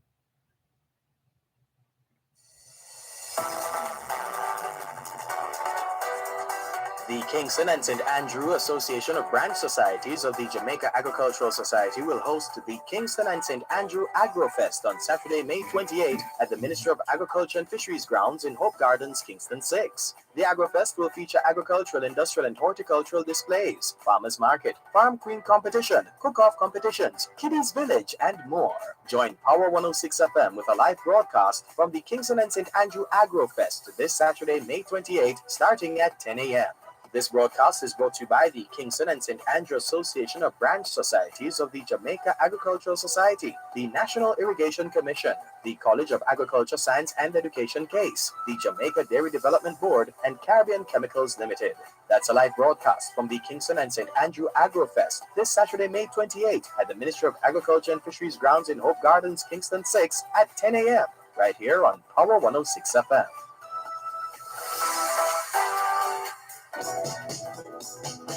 Let's get physical as we dance the night away this Saturday at the Frequency I Love the 80s Retro Dance Party, featuring timeless, classic and sensational hits of the 80s in pop, reggae, dancehall, R&B, and rock, mixed by King Dash from Fame 95 FM alongside Troy McLean and DJ Xavier from Hits 92 FM. That's totally 80s music this Saturday as we blaze a retro blast of the Frequency I Love the 80s Dance Party, 9 p.m. to midnight. Come join live and see the party alongside your host, Debbie Bissoon. DM at Fame 95 FM 1 or RETV Instagram page for your special VIP invite, or show up your Smirnoff Vodka mixes in our VIP Zoom watches that area. And tune in live on Fame 95 FM at Hits 92 FM, RETV online at Mixcloud at Fame Frequency and on OneSpotMedia.com. That's Fame Frequency Flashback I Love the 80s Dance Party, powered by Smirnoff Vodka, the world's #1 vodka. You must be 18 years or older to drink. Drink responsibly. There's a retirement crisis in Jamaica, with only approximately 10% of the working population saving towards retirement. Many people do not participate in a formal pension plan, such as contract workers and the self-employed, and some are not eligible for a government pension. Every member of the workforce has the opportunity to participate in a pension plan and secure a monthly income for their retirement. Join Real Business every Monday at 9:30 a.m. for an informative discussion with Peter Rose Hall, Managing Director of BPM Financial, discussing the importance of retirement planning and the solutions to move Jamaica out of this crisis. Retirement Wealth Creation is brought to you by BPM Financial Limited, taking you higher. Wherever you go,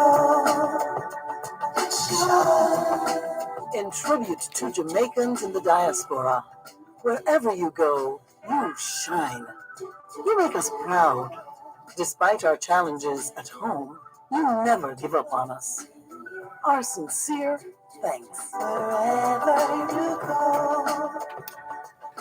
Thanks a lot for staying with us here on the Jamaican Diaspora live online on Power 106 FM.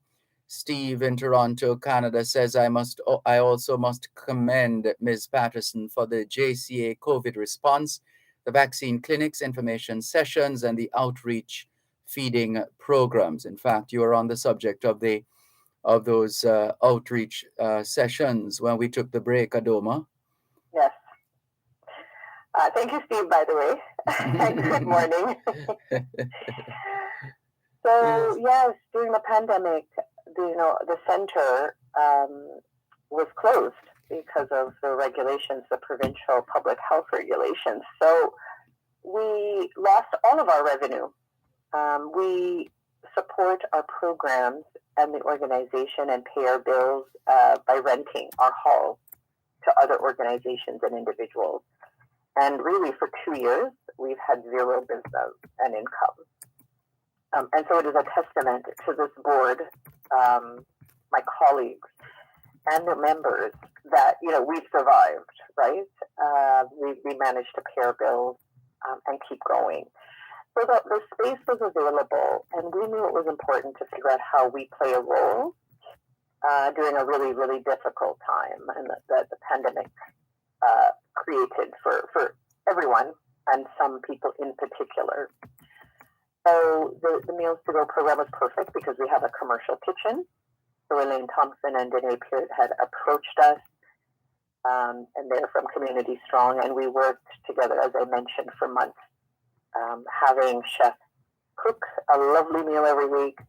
It was packaged, and of course we had to social distance, and we can have a lot of people in the hall. So it was a few of us every Saturday who packed the food, and then volunteers got a list of addresses and they delivered. And many of the seniors, it was the only contact they had because we weren't allowed to visit each other. We weren't allowed to be in each other's homes. And so many of them just felt disconnected and separated, and you didn't have to be a member of the JCA to get a meal.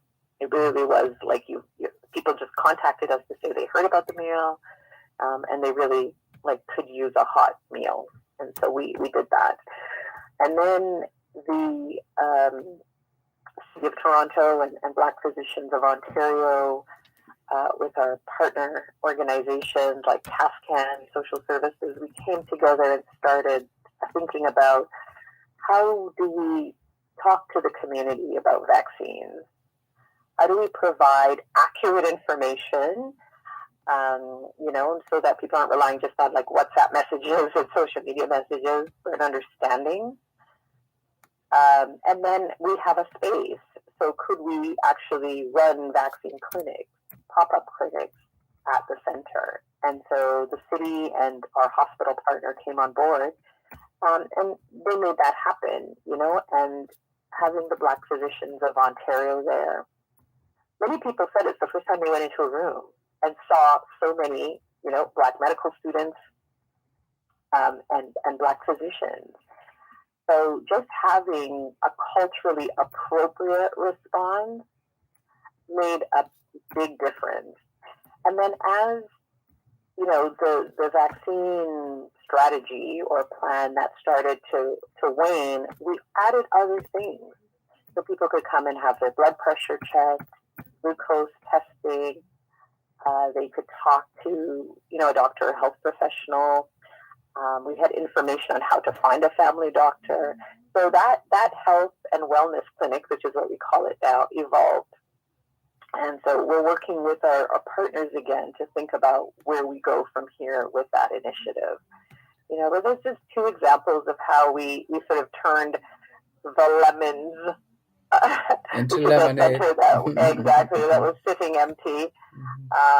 And how we use the space that normally would have been vibrant with dinners, fundraising dinners and dances and lots of events, how we turn that into an opportunity to support the community. Well done, well done. And I'm sure you could give us a few more hours outlining all the work that you and the other members of your army of volunteers at the Jamaican Canadian Association have been doing and have done over about 10 years for your part in terms of serving as president for not continuous or consecutively, but overall for 10 years. Well done, Adoma. We look forward to rolling out the red carpet and welcoming you home for Jamaica 60. Thank you. We will definitely be connecting, Dervan. Looking forward to that. Thank you so much. It's right. been a pleasure, and I appreciate this opportunity. And we appreciate you. Well done. Have a good day. You Thanks, too. everyone. Bye-bye. Take care. Adoma Patterson, the outgoing president of the Jamaican Canadian Association. She gives up the presidency this weekend, and she was giving us quite a comprehensive report with respect to work done and still being done by the 60-year-old Jamaican Canadian Association. Yes, the association is as old as Jamaica. Let's continue with more on your program, both, well, the Jamaican Diaspora Live Online here on Power 106 FM. Still streaming live on the Gleaners website, go-jamaica.com, live on your smart devices all over the world. As we get ready for our next guests, we should say hello, good morning, and welcome to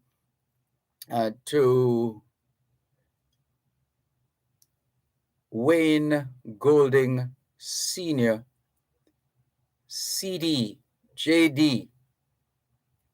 He's a member of the Global Jamaica Diaspora Council and an attorney at law, Casey Oldboy. Always good to see you online, Wayne Golding. And he, along with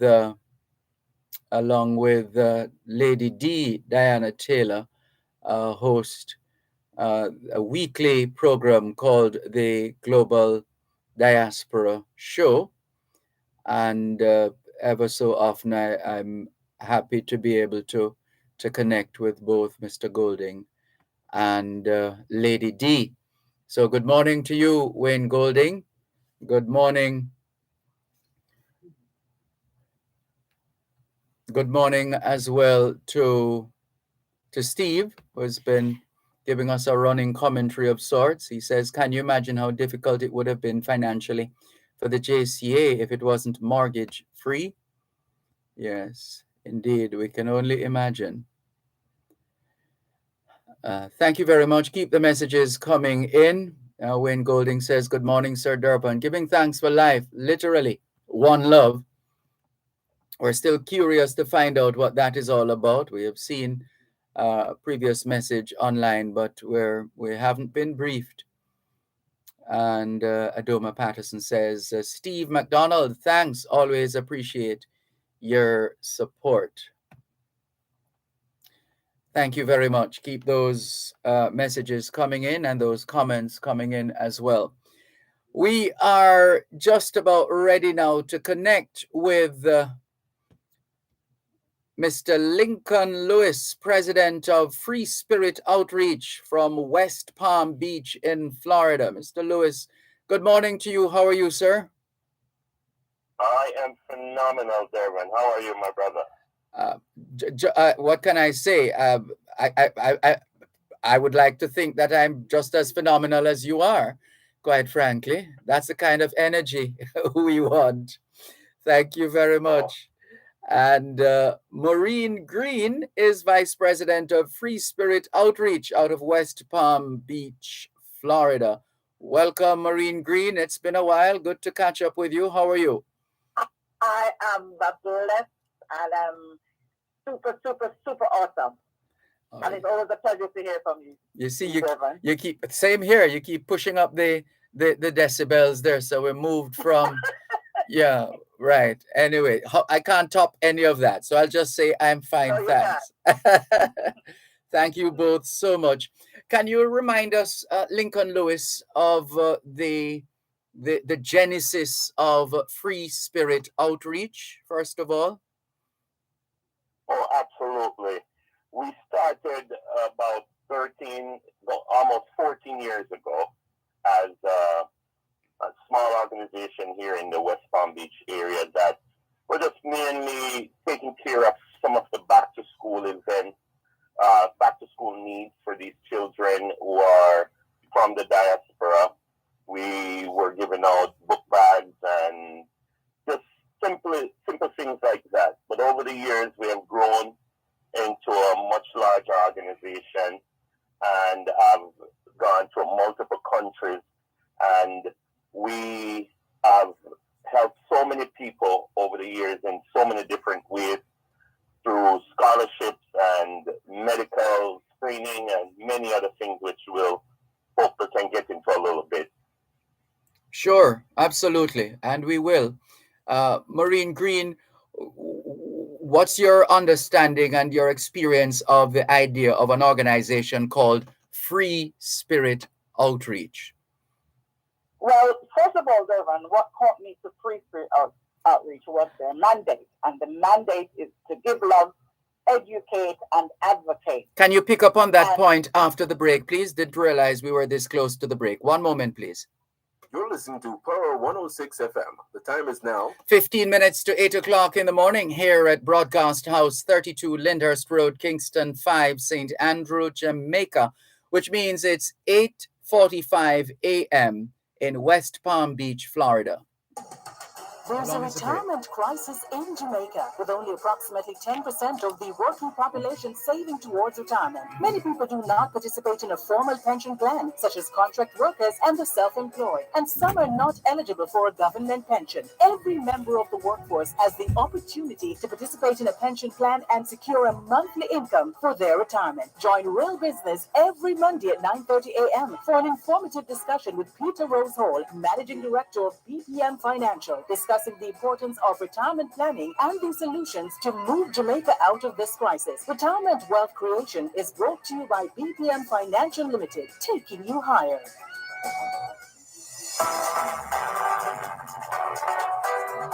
The Kingston and St. Andrew Association of Branch Societies of the Jamaica Agricultural Society will host the Kingston and St. Andrew Agrofest on Saturday, May 28 at the Ministry of Agriculture and Fisheries grounds in Hope Gardens, Kingston 6. The Agrofest will feature agricultural, industrial, and horticultural displays, farmers market, farm queen competition, cook-off competitions, kiddies village, and more. Join Power 106 FM with a live broadcast from the Kingston and St. Andrew Agrofest this Saturday, May 28, starting at 10 a.m. This broadcast is brought to you by the Kingston and St. Andrew Association of Branch Societies of the Jamaica Agricultural Society, the National Irrigation Commission, the College of Agriculture, Science and Education CASE, the Jamaica Dairy Development Board, and Caribbean Chemicals Limited. That's a live broadcast from the Kingston and St. Andrew Agrofest this Saturday, May 28 at the Ministry of Agriculture and Fisheries grounds in Hope Gardens, Kingston 6 at 10 a.m. right here on Power 106 FM.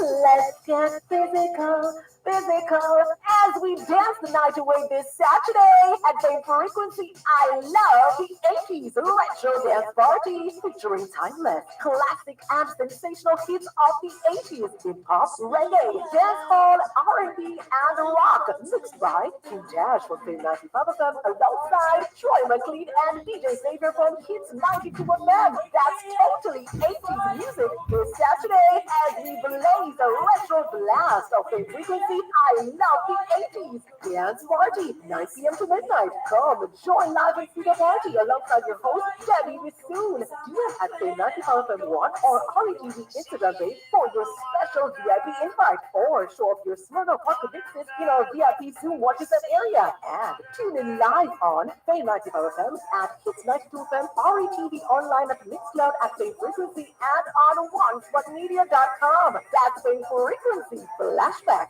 I love the 80s dance party. Powered by Smirnoff Vodka, the world's #1 vodka. You must be 18 years or older to drink. Drink responsibly.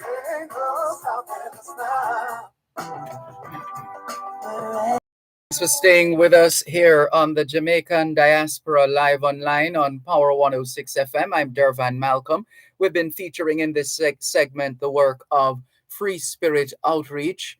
Our guests are Mr. Lincoln Lewis, President of Free Spirit Outreach, and Ms. Maureen Greene, Vice President of the same organization based in West Palm Beach, Florida. And Maureen Greene, sorry we had to take the break at that point when you were just about to release the information in terms of the essence of Free Spirit Outreach. Right. Thank you, Dervan. Yes, I've been with Free Spirit a little over 4 years, and one of the things that caught me was their mandate, which was to give love, educate, and advocate. And sometimes in an organization, the mandate doesn't really align with the work, what the organization does. Yeah. But with Free Spirit, this is different because community spirit, community work is not an easy task, Dervan, and you know that. Yes. You have to have that within you to go out into the nooks and crannies of the community to really, really know the core essence of what a true non-profit organization does. So for me, it was good. It was an awesome job. It was great when I aligned myself with Free Spirit because we actually roll our sleeves up. We go out in the community. We find the underserved communities, and we help. And wherever there's a need within our power that we can help, we go out and we support these communities in the Jamaican diaspora, especially. And even me going on a trip to Jamaica, we go to the Hanover. We went to the Hanover Infirmary, the Trelawney Infirmary, and that changed my whole perspective on community service. Yes. So for me, Free Spirit is the organization, and I think all organizations need to follow in the path of Free Spirit. Yes. We're a small unit. We do a whole lot here locally in Jamaica and other countries. And Lincoln Lewis, president of Free Spirit Outreach, where do you get the cash to care? That's a very good question, Dervan. Most of our funding comes from our members who supported through our dues and also fundraising events. We do have multiple events that we try to do each year, and as everyone, we were affected with COVID. But being resilient, having a strong leadership team, we were able to weather the storm. And we have one such fundraising coming up in the next 2 weeks, which is our Black, Gold, and Green event. It is one of our flagship events. This year, we're taking it outdoors in the park at the Royal Palm Veteran Park. And we raised most of our money that year. We have some really good donors who help us with our scholarship and other funding needs. So, yes, so fundraising and wonderful donors. Yeah. And the Maureen Greene, for you, is there a particular project or initiative? Well, I think you went there a short while ago, and you said when you went to, was it the Trelawney Infirmary? That did it for you, and Hanover Infirmary. And also the HIV home in St. Catherine. Mm-hmm. So those really tug at the heartstrings, so to speak. Mm-hmm. How do you then decide? How does the organization, from where you sit as vice president, make a conscious decision as to which initiative, institution, organization, program to support or to reach out to or to partner with? On what basis does the organization make those other linkages and connections and makes decisions with respect to what the organization does and the when and the where and the how and the why for? Okay, so that's usually a tough decision. And tough in the sense that we're not on the ground. When we want to do an overseas project, it's a little bit challenging, but we have resources to help us in that area. It starts here with us at the executive body in the US, as we call it HQ, where we look at the needs and we might, call on, sometimes we have members of the organization who knows somebody who needs help, or a group who needs help, or a school that needs help, or a school that needs computers. And that is how we attack, the needs. That is how we know how to work on the different projects. Mm-hmm. Right now, we have a scholarship fund that is actually in progress right now. We have a year left. And that program it's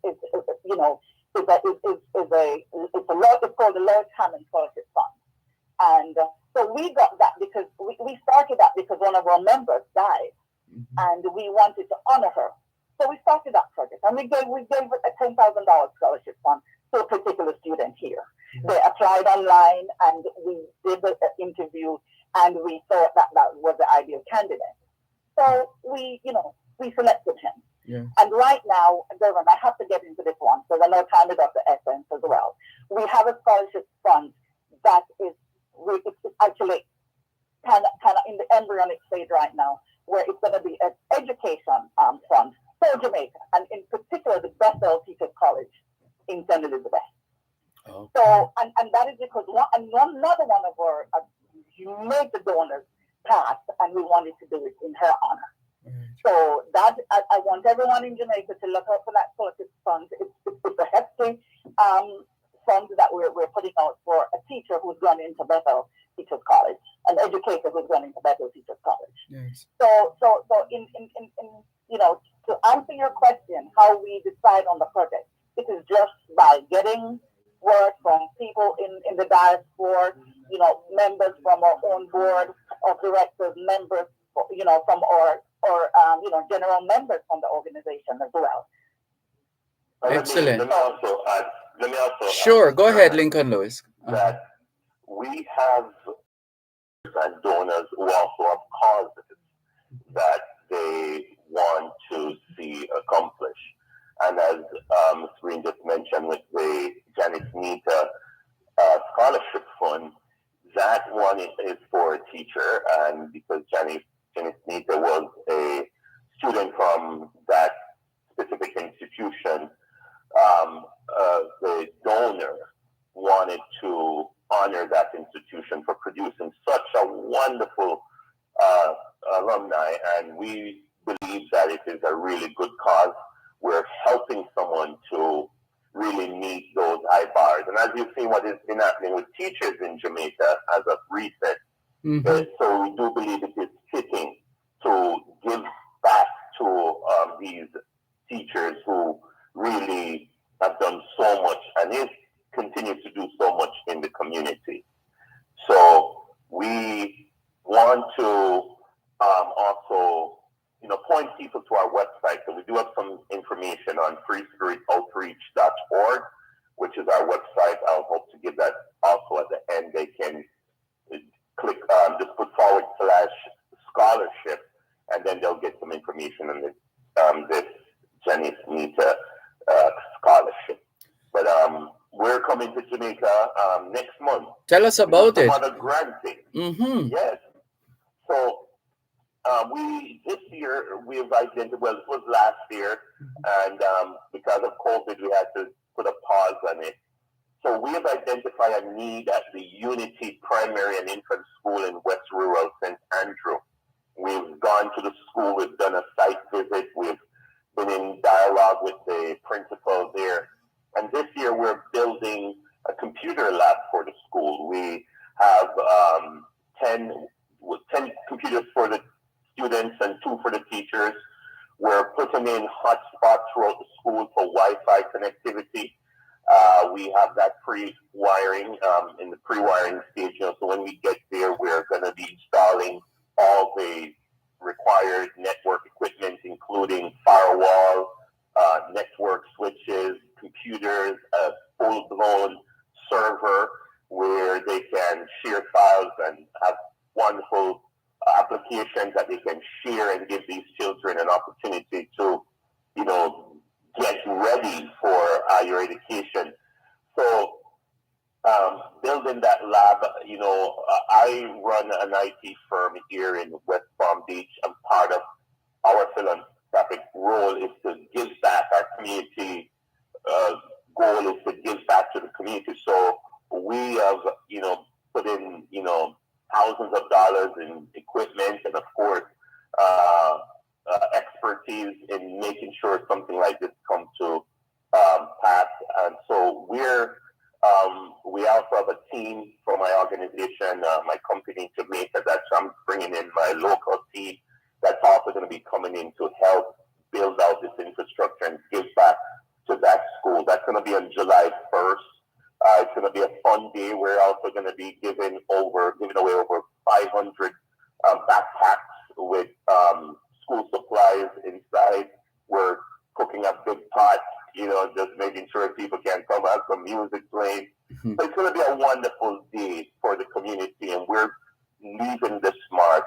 And we're hoping that the next generation of students at the Unity Primary and many other schools that we have gone to over the years, will have good infrastructure and wonderful things that they can use to do their research. They can do their homework. They'll have a printer. We're going to be paying their internet for 2 years, so the school don't have to worry about paying their internet bill. So all of these things are going to happen. We're supplying the toner, cartridges, and paper so that they can print, whatever they want, not having to worry that supplies are going to be limited. And these are some of the things that we will be doing at the Unity Primary.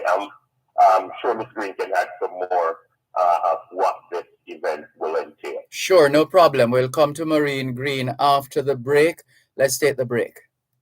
You're listening to Power 106 FM. The time is now 8 o'clock in the morning here at Broadcast House, 32 Lyndhurst Road, Kingston 5, St. Andrew, Jamaica, which means it's 5 a.m. in Anchorage, Alaska. There's a retirement crisis in Jamaica, with only approximately 10% of the working population saving towards retirement. Many people do not participate in a formal pension plan, such as contract workers and the self-employed, and some are not eligible for a government pension. Every member of the workforce has the opportunity to participate in a pension plan and secure a monthly income for their retirement. Join Real Business every Monday at 9:30 a.m. for an informative discussion with Peter Rose Hall, Managing Director of BPM Financial, discussing the importance of retirement planning and the solutions to move Jamaica out of this crisis. Retirement Wealth Creation is brought to you by BPM Financial Limited, taking you higher.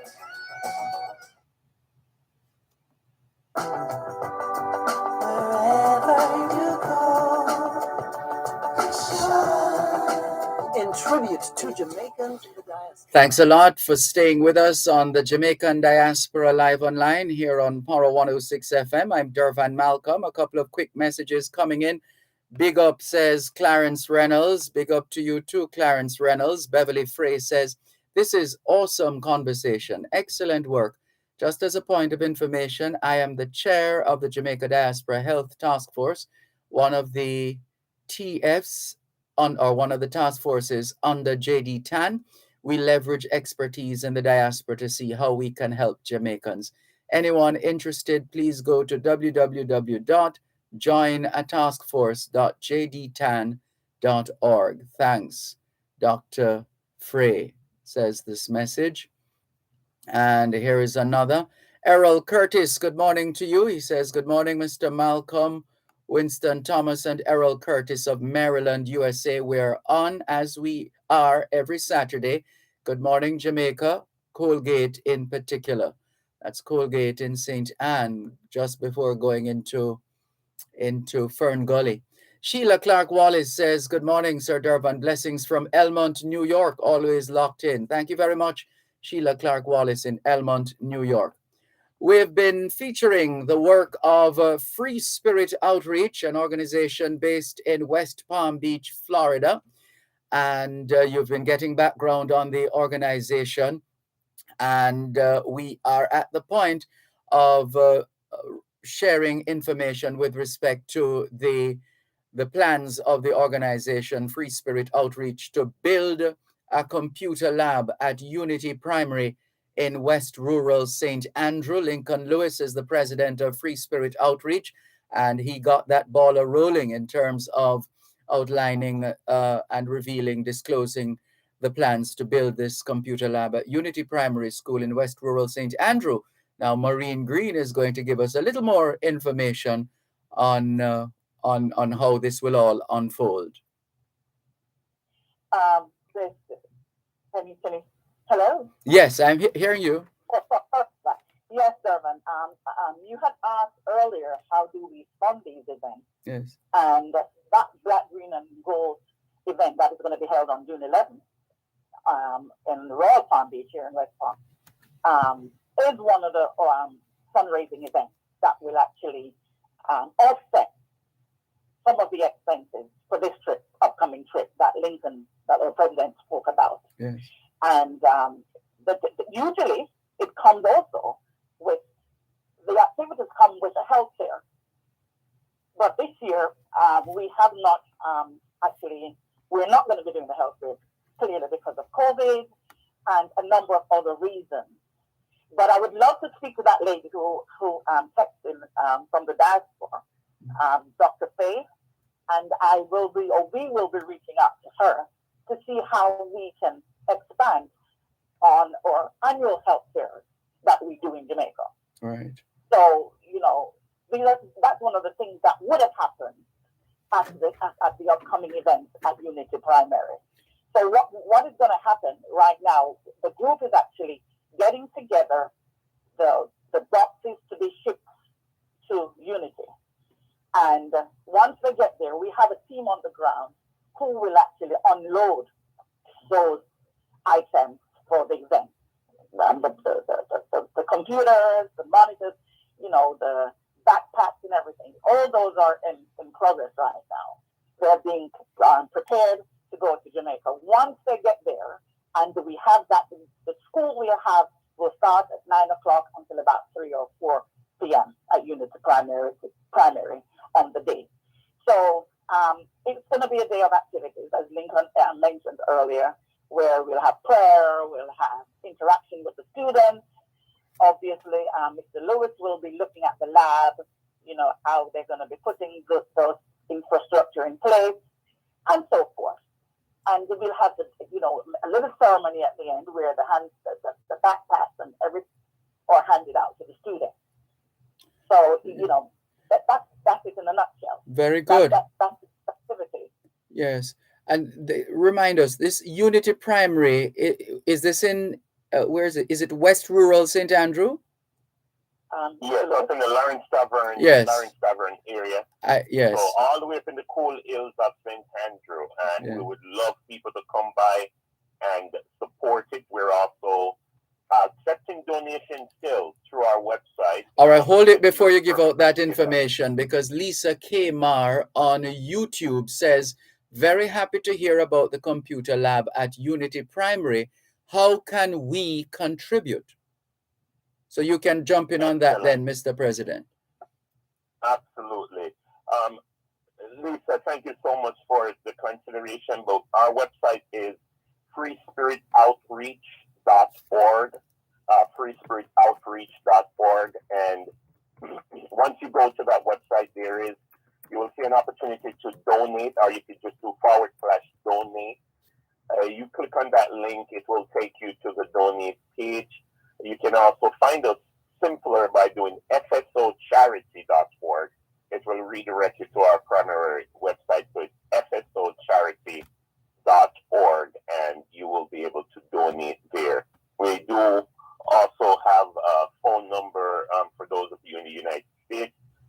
Ms. Greene can provide that. You can send text. We also have Cash App, which is hashtag FSO Charity, FSO for Free Spirit Outreach, FSO Charity, and that would help. We also have Zelle and many other ways.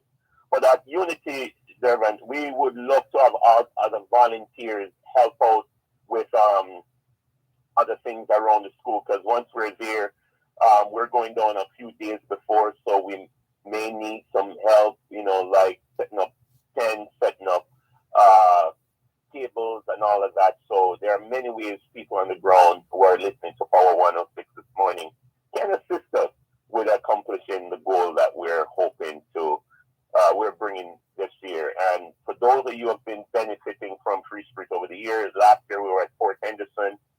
We normally, I think Ms. Greene forget to mention this, we normally have a financial gift in an envelope for the top boy and the top girl for the school. So each year the school will tell us, person A is the top boy or top girl, and we have a nice envelope with some sweet cash in it, and we give to that boy and that girl. And hopefully, if you're listening from that area, you'll tell your student, hey, you got a few weeks to step up your game so that your teacher may recognize you. Absolutely. It sounds like a lot of work. Are there any other institutions, organizations, individuals on the ground at the institution elsewhere who you are working with, who have been helping, who have been supporting, that you would like to mention? Or is it purely on the steam of a Free Spirit outreach that you've been operating?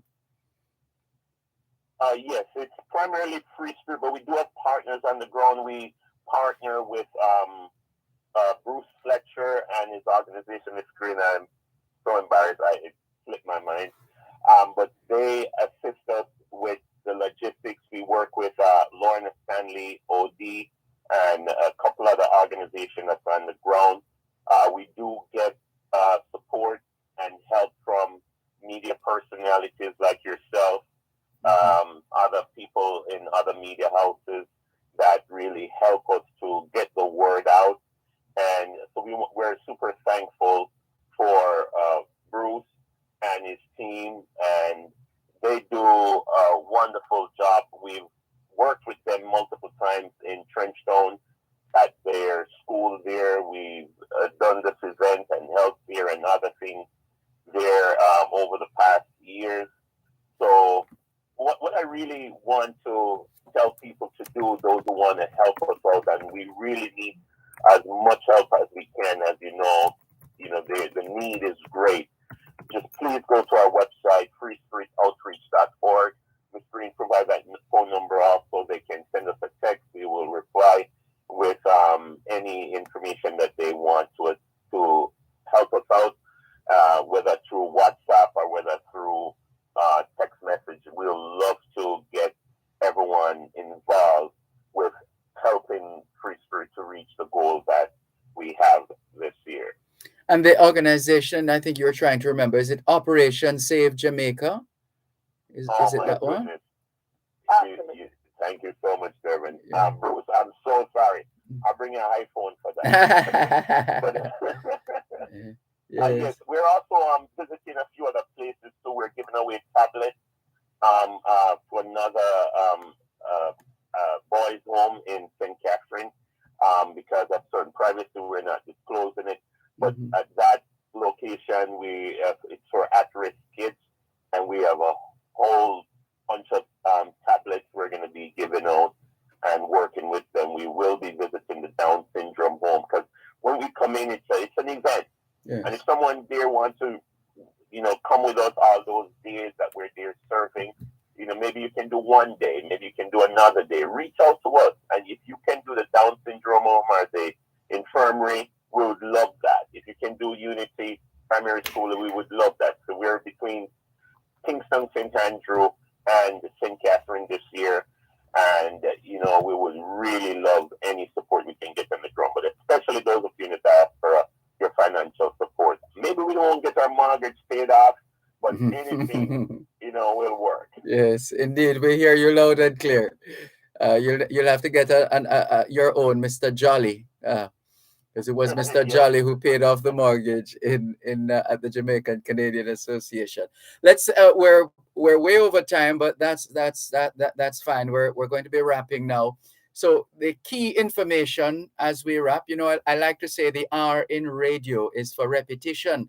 And the experts tell us that repetition is the greatest form of pedagogy. So we're going to ask you, one or both of you, to repeat the key bits of information, whether in terms of the building of the IT lab. When is that?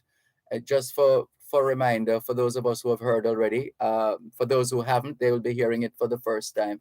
And also the channels open to these individuals to make their contribution to the work of Free Spirit outreach.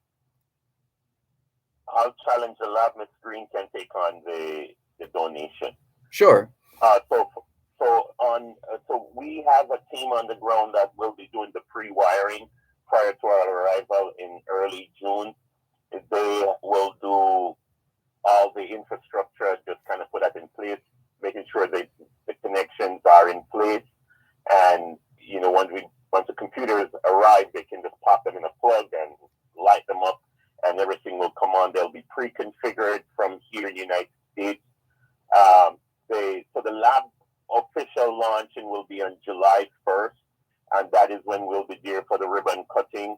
We'll be there to make sure that, we see the first students who will be using these computers. They will have access to all the Microsoft suites of software, the latest versions. They'll have nice computers and printers. They can print and do their homework at school, and the lab will be there for whatever reason the school will need it for. So that will be done July 1st. It's a Friday.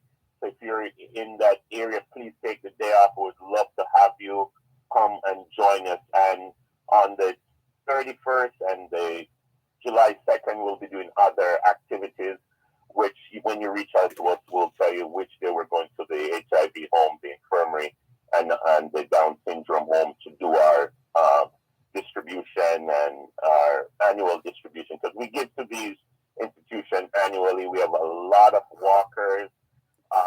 All right, hold it one moment, please. We really have to wrap after this. Let's take the break and come back. You're listening to Power 106 FM. The time is now 8:15 in the morning here at Broadcast House, 32 Lyndhurst Road, Kingston 5, St. Andrew, Jamaica, which means right now it's 4:15 p.m. in Addis Ababa, Ethiopia. What can you buy for 99 cents? A world of support for your child's learning. Introducing the Gleaner's Children's Own e-paper. Get the Smart Start, PEP lessons, literacy, numeracy, and more at your fingertips. Dear Aunt Susie in audio, fun time, and story time features. Ignite your child's mind. Educational, fun, and engaging. Sign up today at jamaica-gleaner.com/premium/children's own.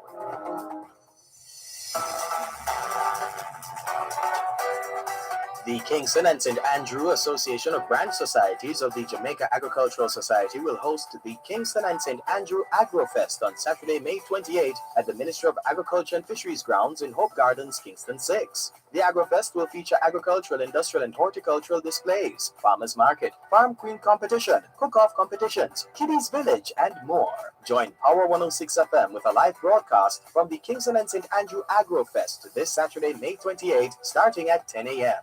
This broadcast is brought to you by the Kingston and St. Andrew Association of Branch Societies of the Jamaica Agricultural Society, the National Irrigation Commission, the College of Agriculture, Science and Education CASE, the Jamaica Dairy Development Board, and Caribbean Chemicals Limited. That's a live broadcast from the Kingston and St. Andrew AgroFest this Saturday, May 28 at the Ministry of Agriculture and Fisheries grounds in Hope Gardens, Kingston 6 at 10 a.m. right here on Power 106 FM.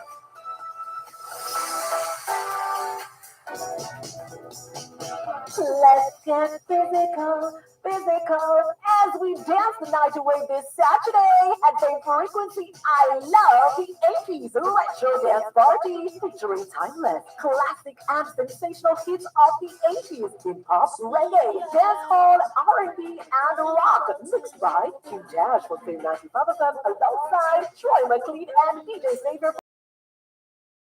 80s music this Saturday as we blaze a retro blast of a frequency. I love the 80s dance party, 9 p.m. to midnight. Come join live and see the party alongside your host, Debbie Bissoon. DM at Fame 95 FM 1 or RETV Instagram page for your special VIP invite, or show up your Smirnoff Vodka mixes in our VIP Zoom watches that area. And tune in live on Fame 95 FM at Hits 92 FM, RETV online at Mixcloud at Fame Frequency and on onespotmedia.com. That's Fame Frequency Flashback. I love the 80s dance party. Powered by Smirnoff Vodka, the world's #1 vodka. You must be 18 years or older to drink. Drink responsibly.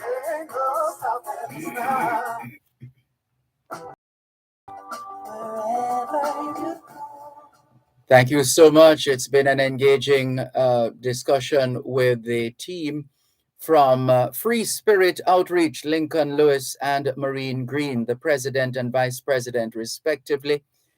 We're way over time. We have to wrap now. Lincoln Lewis will allow you to finish what you were saying about the building of that IT, that computer lab. And then Maureen Greene can give us those contact details once again. and I appreciate us running over. I know valuable radio time is, and we appreciate it. So that will be July 1st, and we're looking forward to a wonderful and a great turnout. It's a great day for the community, and we're hoping to take this to many other schools in Jamaica. I've been tremendously blessed to have the ability to give back to the land of my birth, and being 60 years, I think it's really, really a wonderful thing just to make these small incremental impact, and building this lab, Dervan, will be a phenomenal thing for the community, and we're hoping that others will follow suit. Ms. Greene will tell you how you can partner with us. And before she speaks, Dr. Beverly Frey is asking who will be maintaining the infrastructure, because that's key. Maintenance is key. Right. I think that's the point that she's making. And she, responding to Maureen Greene's expression earlier on, she says, please reach out anytime with respect to the Jamaica Diaspora Task Force Action Network, the Health Task Force. Right. So over to you now, Maureen. Hello. I know we're wrapping up now, but earlier I just wanted to recognize a few people as well quickly. The doctors who usually help us with healthcare in Jamaica, Dr. Matthew O'Connor, he's in Orange Bay, and also Dr. Vernon Jones and Dwayne Walker. So, like I said, we're not doing the healthcare this year, but we're looking forward to doing it next year, and we get that ball rolling again. So, I just wanted to add that, and not forget, of course, shout out to our members or team members, Free Spirit Outreach, Shanika Waters, and the team for making this year's event possible. Yes. So I'm going to go on to wrap up right now, and you know, the support of everyone matters. So we're asking everyone to donate to our cause, and you can reach us you can donate by calling us 561-600-8817, or you can cash up, which is $SSO Charity, or info. You can email us at info@freespiritoutreach.org. And if you want our address, it's 2300 Palm Beach Lake Boulevard, Suite 221, West Palm Beach, Florida, 33409. That sounds like and it. The phone number? Go ahead. Phone number 561-600-8817, 561-692-1508, 561-708-3193. So a lot of numbers. 561-600-8817. And Dervan, to answer Doctor's question about maintenance, as I said, I run an IT firm. That's what we do. We do managed services. We will be providing maintenance, remote management for those machines. And we also have a branch of our company in Jamaica, which we will be offering our services to repair any broken computer, replacing any parts that will become necessary for the first 2 years. Sounds good. Well done. Thank you both very much. All the best. And let's keep in touch as we get closer to the date. Sure. Lachlan Adomino as well, our CEO. We can't forget her. Without her, there would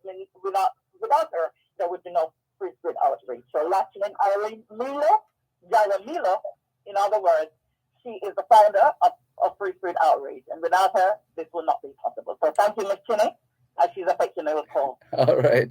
Thank you both very much. Take care. All the best. Bye-bye.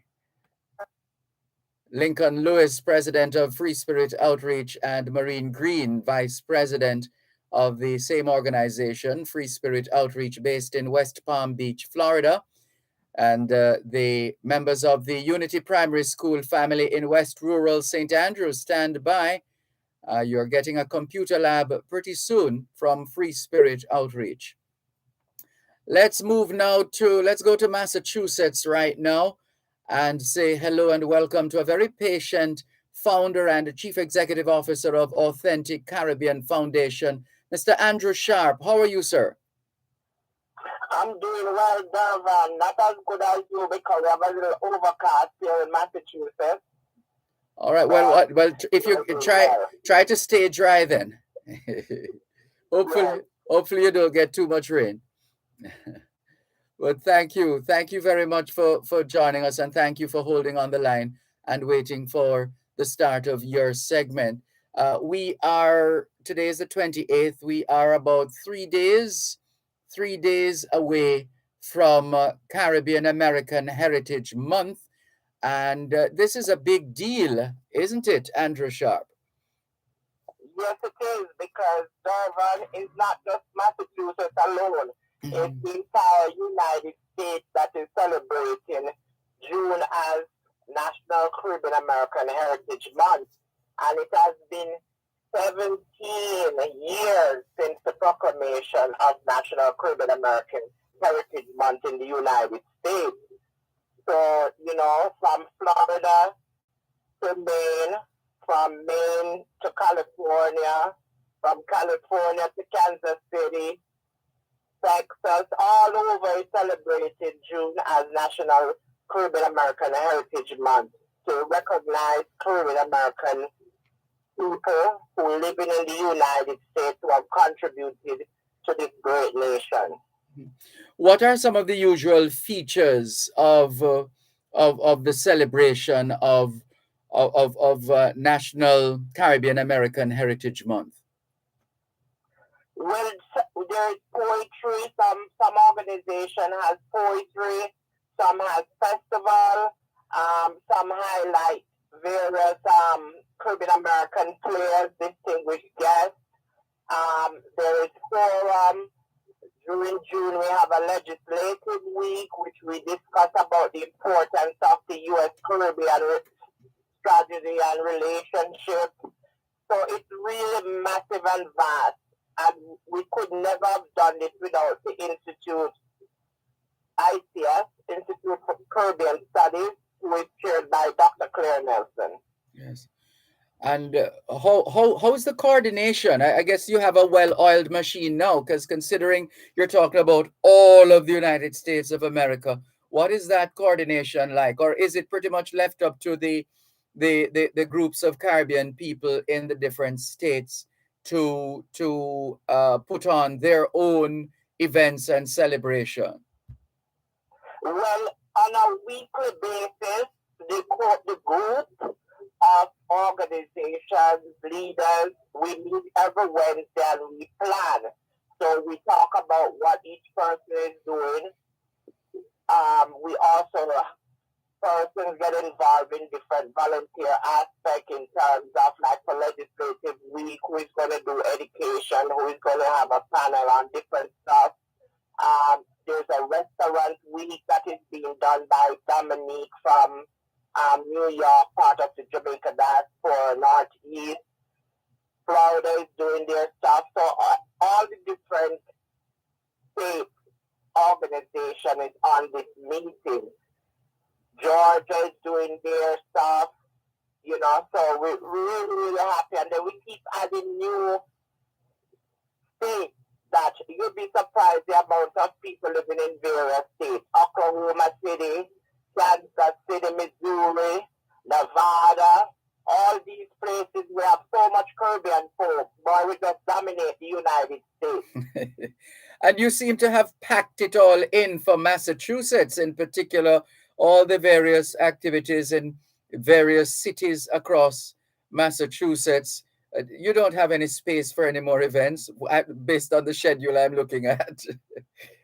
Definitely not, because Dervan, with almost going 300,000 strong Caribbean American folks living in the state of Massachusetts, and as we say in the patois, we spread out. So in Worcester, Springfield, Brockton, Randolph, Cambridge, Boston, we have the North Shore. So in every way, we have flag raising, working with various mayors. We have a launch on the 1st, right after the State Department launch, and the announcement of the proclamation by President Biden. and Massachusetts goes into its launch with our mayors from various areas and city councils and community organizations. Then we have flag raising going through in the various major cities where Caribbean folk live, like Worcester on Thursday, June the 2nd, Boston, June the 3rd, and then we jump into the various festivals where we showcase live band. We have Adam Ellis, the kids, second grade and third grade, performing the Maypole dance. So you imagine all of these stuff happening. So a real pack excitement of events right across. One moment, please. Want to talk about Rhode Island when we come back from this break. Listeners, our guest at this time, Mr. Andrew Sharp, founder and chief executive officer of Authentic Caribbean Foundation. He's in Massachusetts. One moment, please. Importers, provide proper invoices for customs when presenting goods for examination.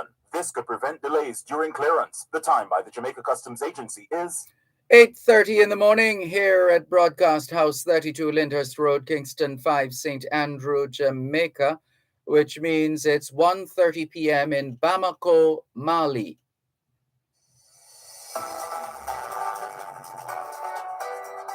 The Kingston and St. Andrew Association of Branch Societies of the Jamaica Agricultural Society will host the Kingston and St. Andrew AgroFest on Saturday, May 28 at the Ministry of Agriculture and Fisheries grounds in Hope Gardens, Kingston 6. The AgroFest will feature agricultural, industrial, and horticultural displays, farmers market, farm queen competition, cook-off competitions, kiddies village, and more. Join Power 106 FM with a live broadcast from the Kingston and St. Andrew AgroFest this Saturday, May 28, starting at 10 a.m.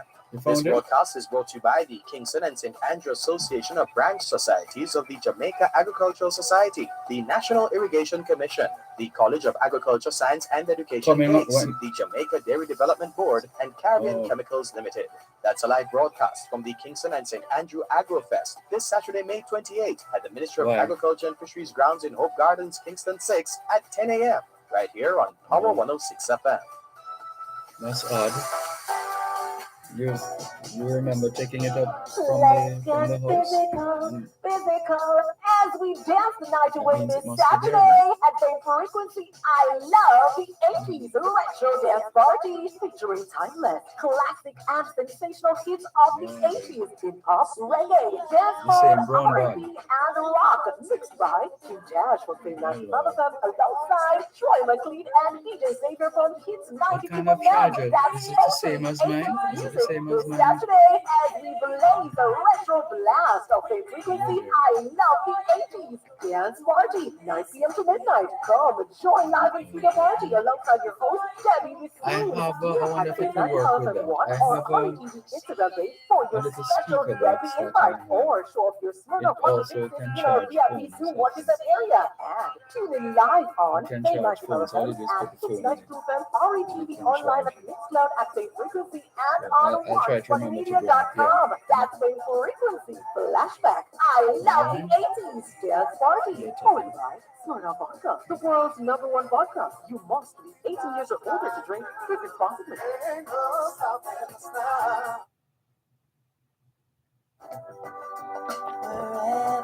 you go,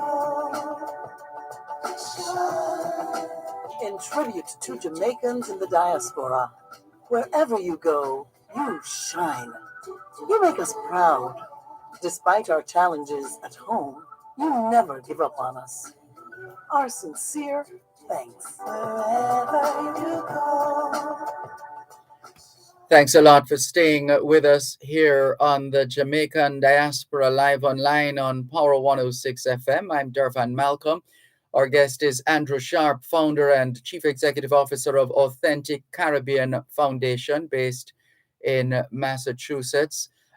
Thanks for holding the line, Andrew Sharp. Let's talk about Rhode Island now. What's the significance of Rhode Island in the mix this year?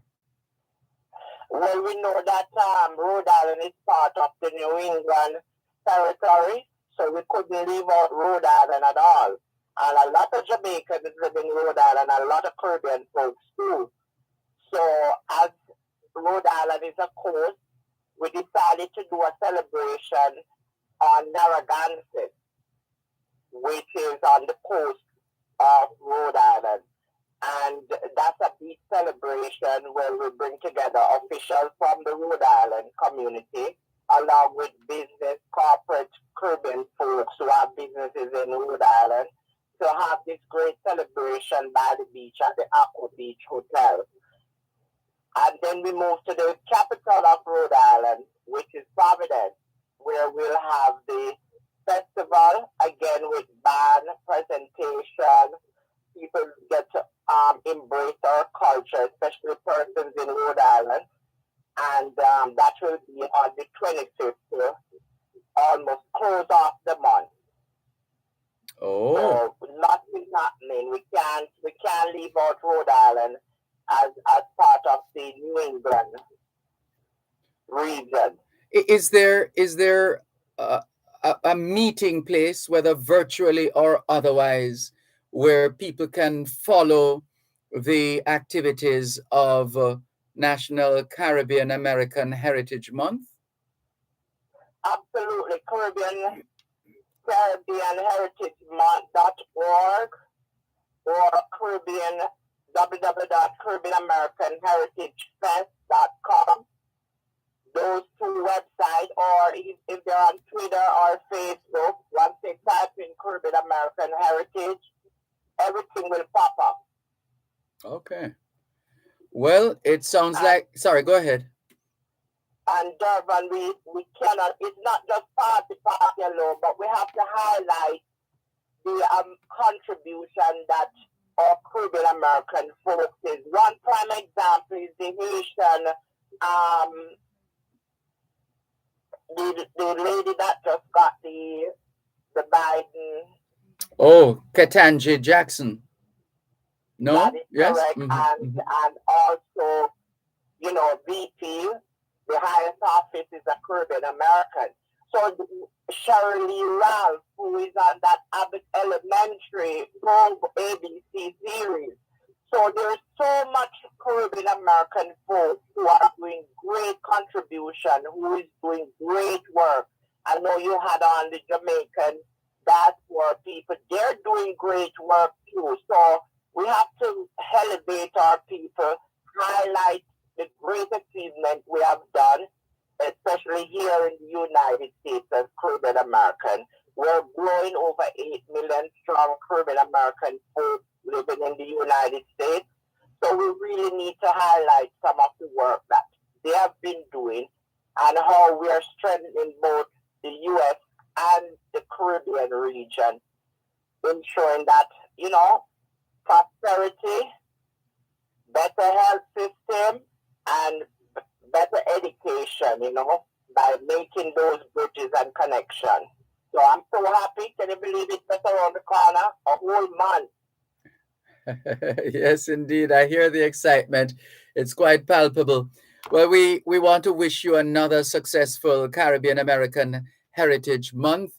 We want to keep track with you and other entities who will be having events of a celebratory or a cerebral nature. We are happy to share the information with our listeners at home and abroad. Thank you so much, Dervan, for the great work. You're always doing great work, and we really blessed for having your program, and continue doing it, and what would, as what Mr. would say. Thank you. All the very best. We'll catch up with you again soon. Yes, thank you. You too. Bye-bye.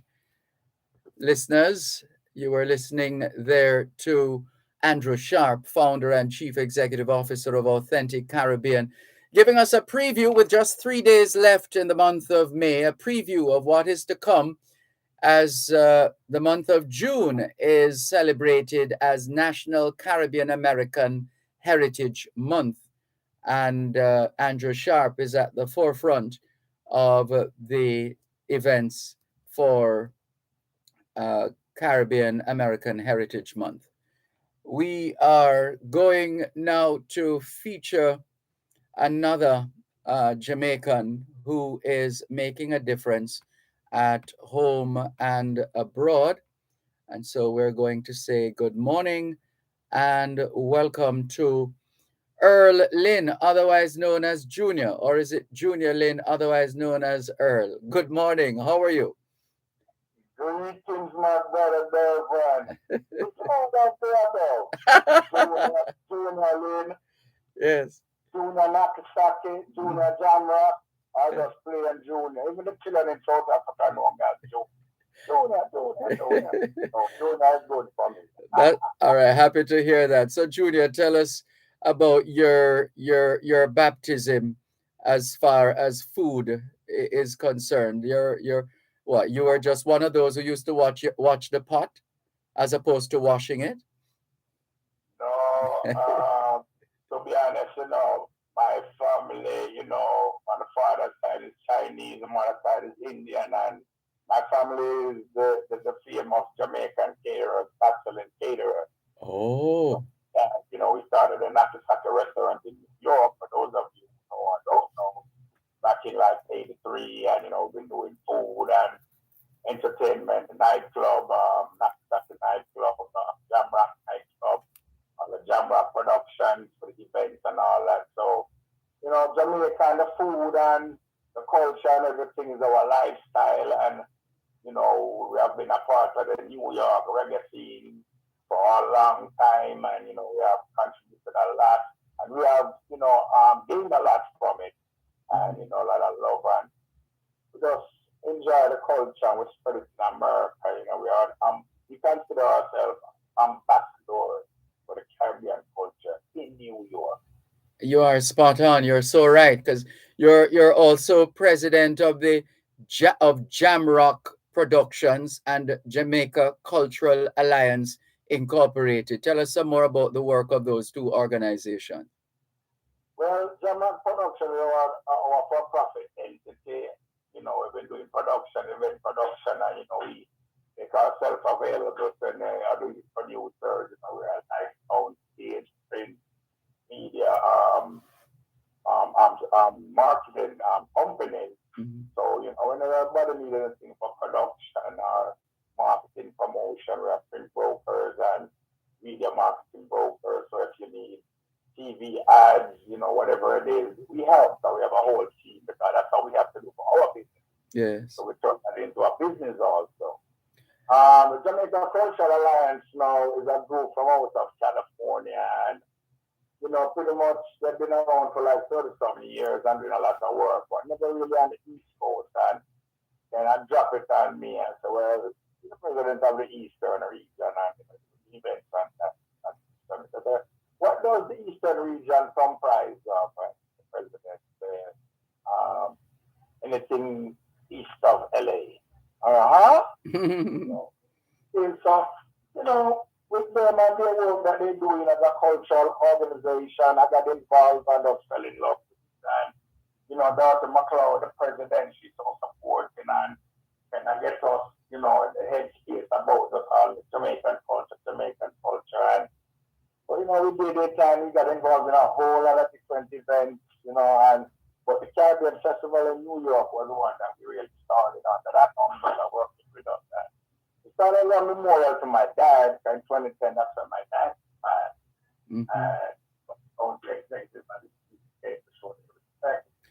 Your volume is dropping. Keep up the volume a bit for us, please.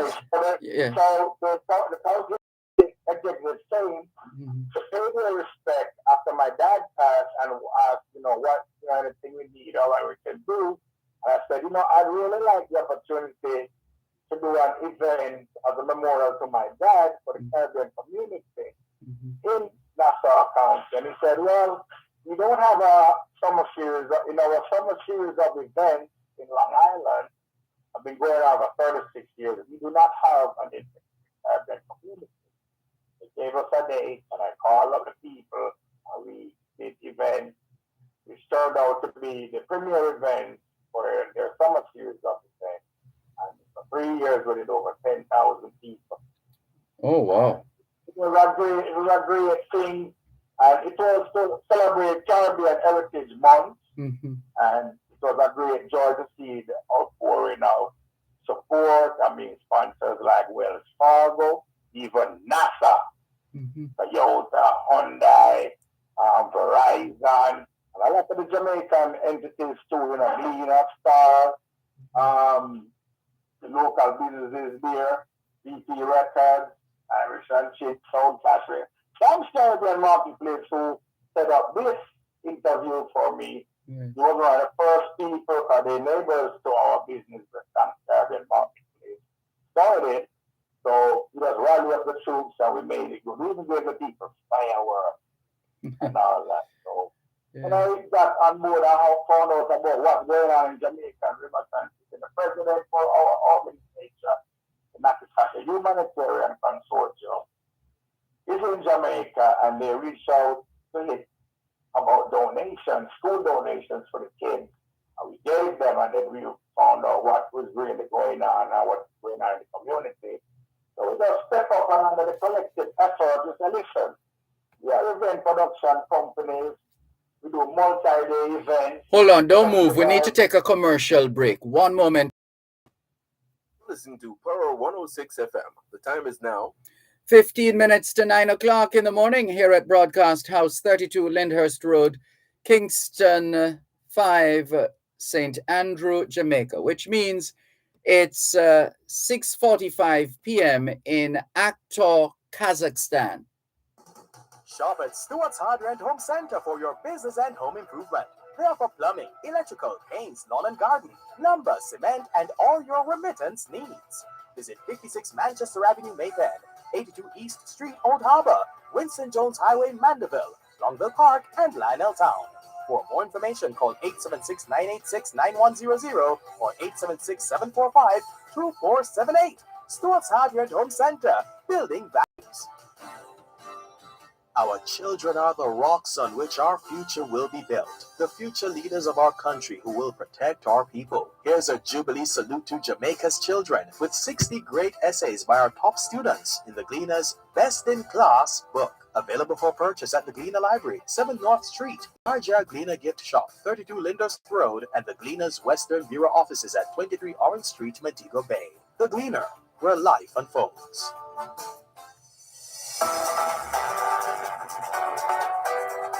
The Kingston and St. Andrew Association of Branch Societies of the Jamaica Agricultural Society will host the Kingston and St. Andrew Agrofest on Saturday, May 28 at the Ministry of Agriculture and Fisheries grounds in Hope Gardens, Kingston 6. The Agrofest will feature agricultural, industrial, and agricultural displays, farmers market, farm queen competition, cook-off competitions, kiddies village, and more.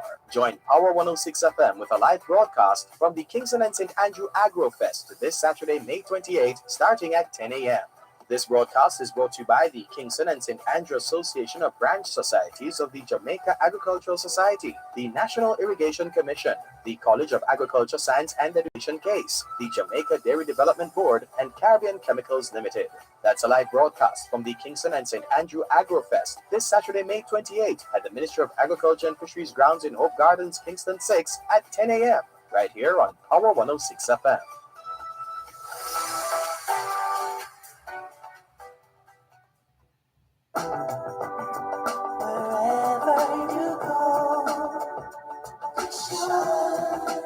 In tribute to Jamaicans in the diaspora, wherever you go, you shine.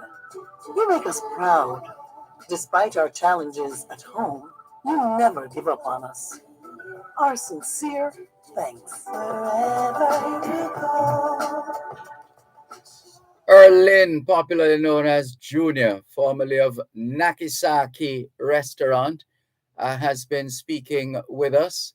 And clearly, he has been doing a lot of work in all over, not just in New York, but elsewhere, not least of all right here in Jamaica. In fact, Junior, today is a big day as far as Riverton City is concerned. Let's load it up right now, please.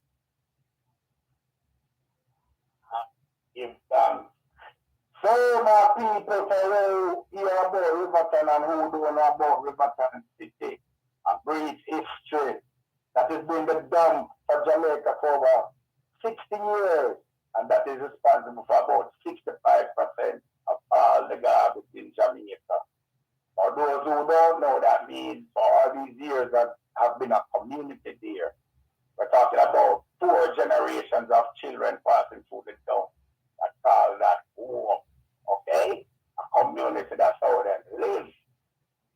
Now, visualize this, my people all over the world.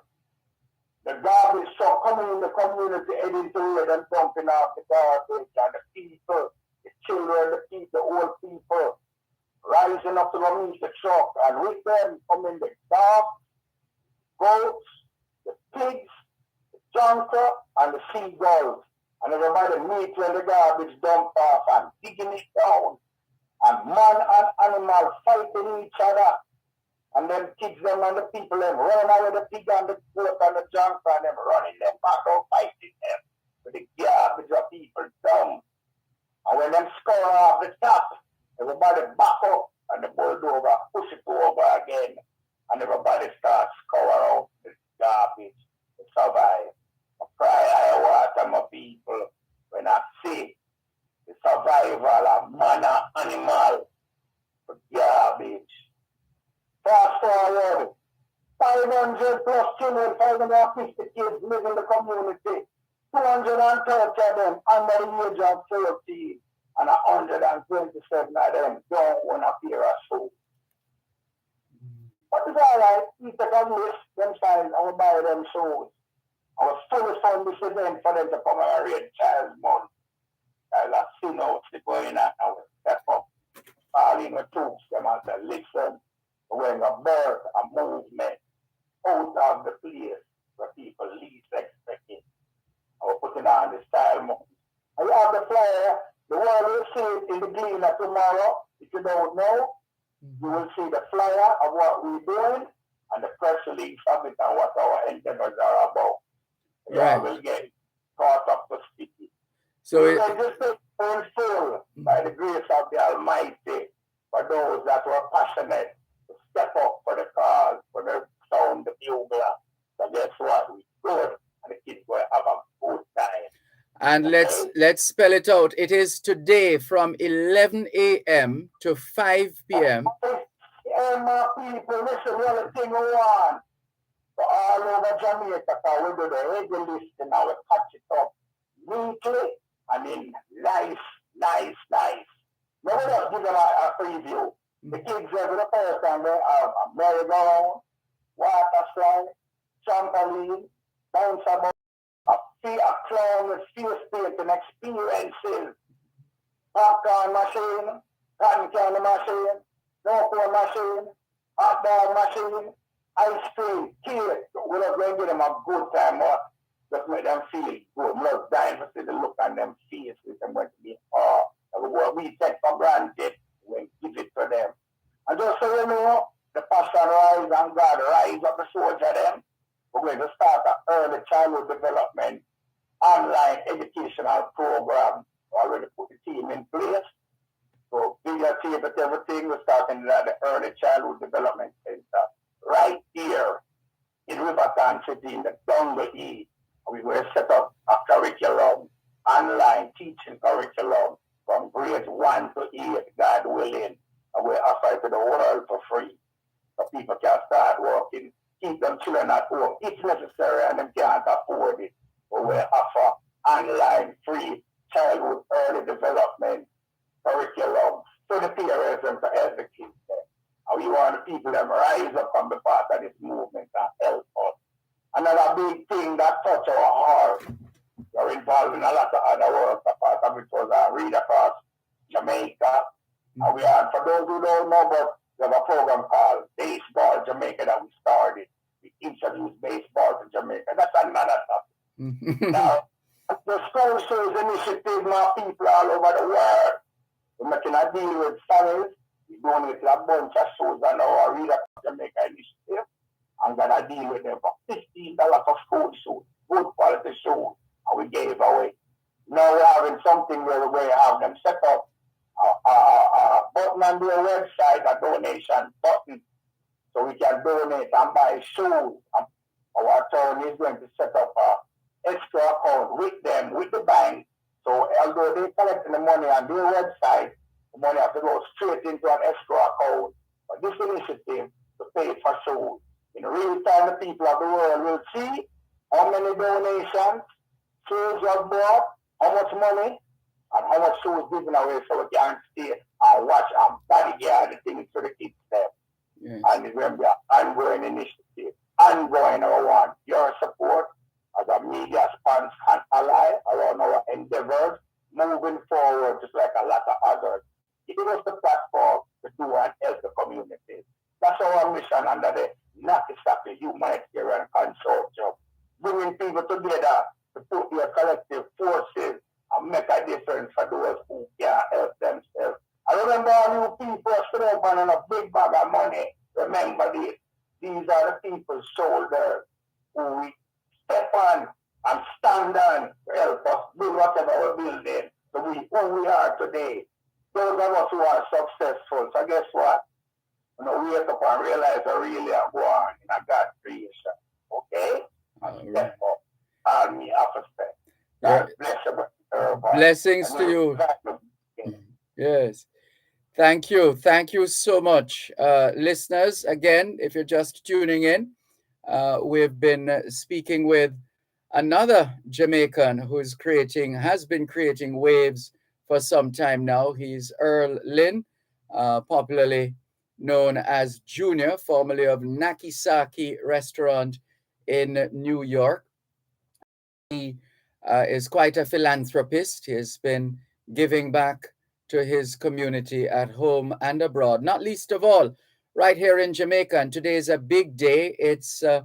Today it's the staging of the first annual Riverton City Kids Day 2022 to commemorate Child Month, which comes to an end in a couple of days. And there's a big event in Riverton City.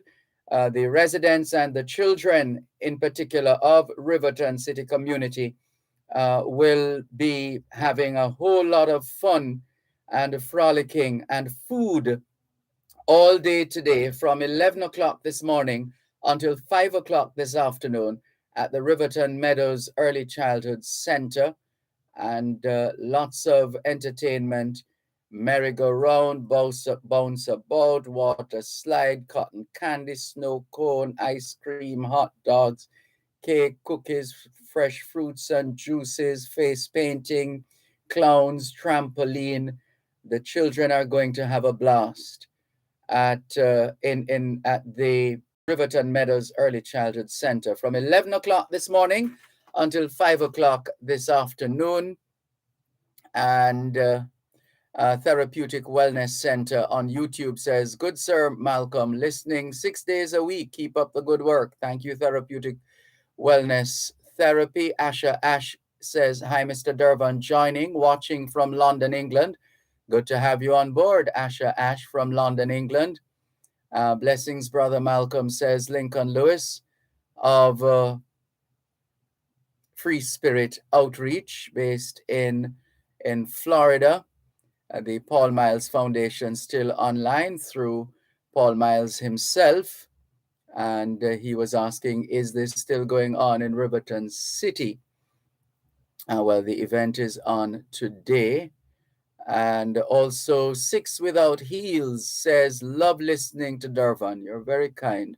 Six Without Heels, thank you very much for tuning in. Jennifer Stewart from Q Road in Kencott, East Central St. Andrew.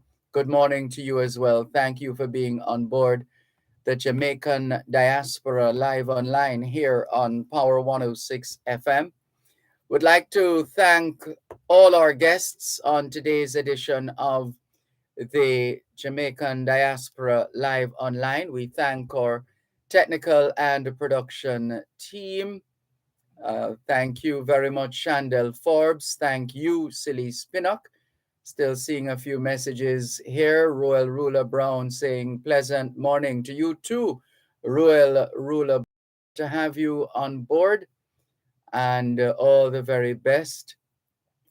And also Elvis, good morning to you. Samantha in Manchester in England says, "Good morning, Sir Malcolm, late for class." Well, better late than never, Samantha in Manchester in the UK. Thank you very much for connecting here on the Jamaican Diaspora Live Online. We'd like to thank in a very special way you, our faithful listeners at home and abroad, for making it the Jamaican Diaspora Live Online for today, Saturday, the 28th of May, 2022.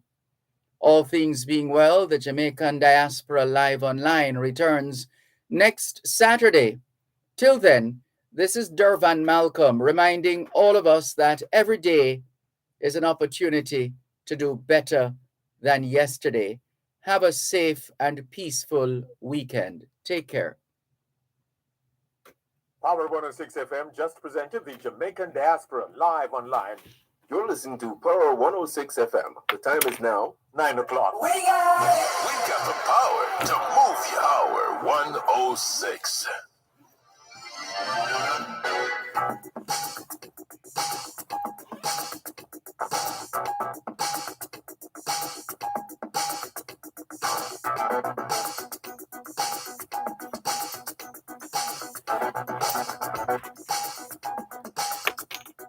Save your love for number one, y'all. For the one that you gotta come home to. You gotta save your love for number one, y'all. For the one that's always there, hold you.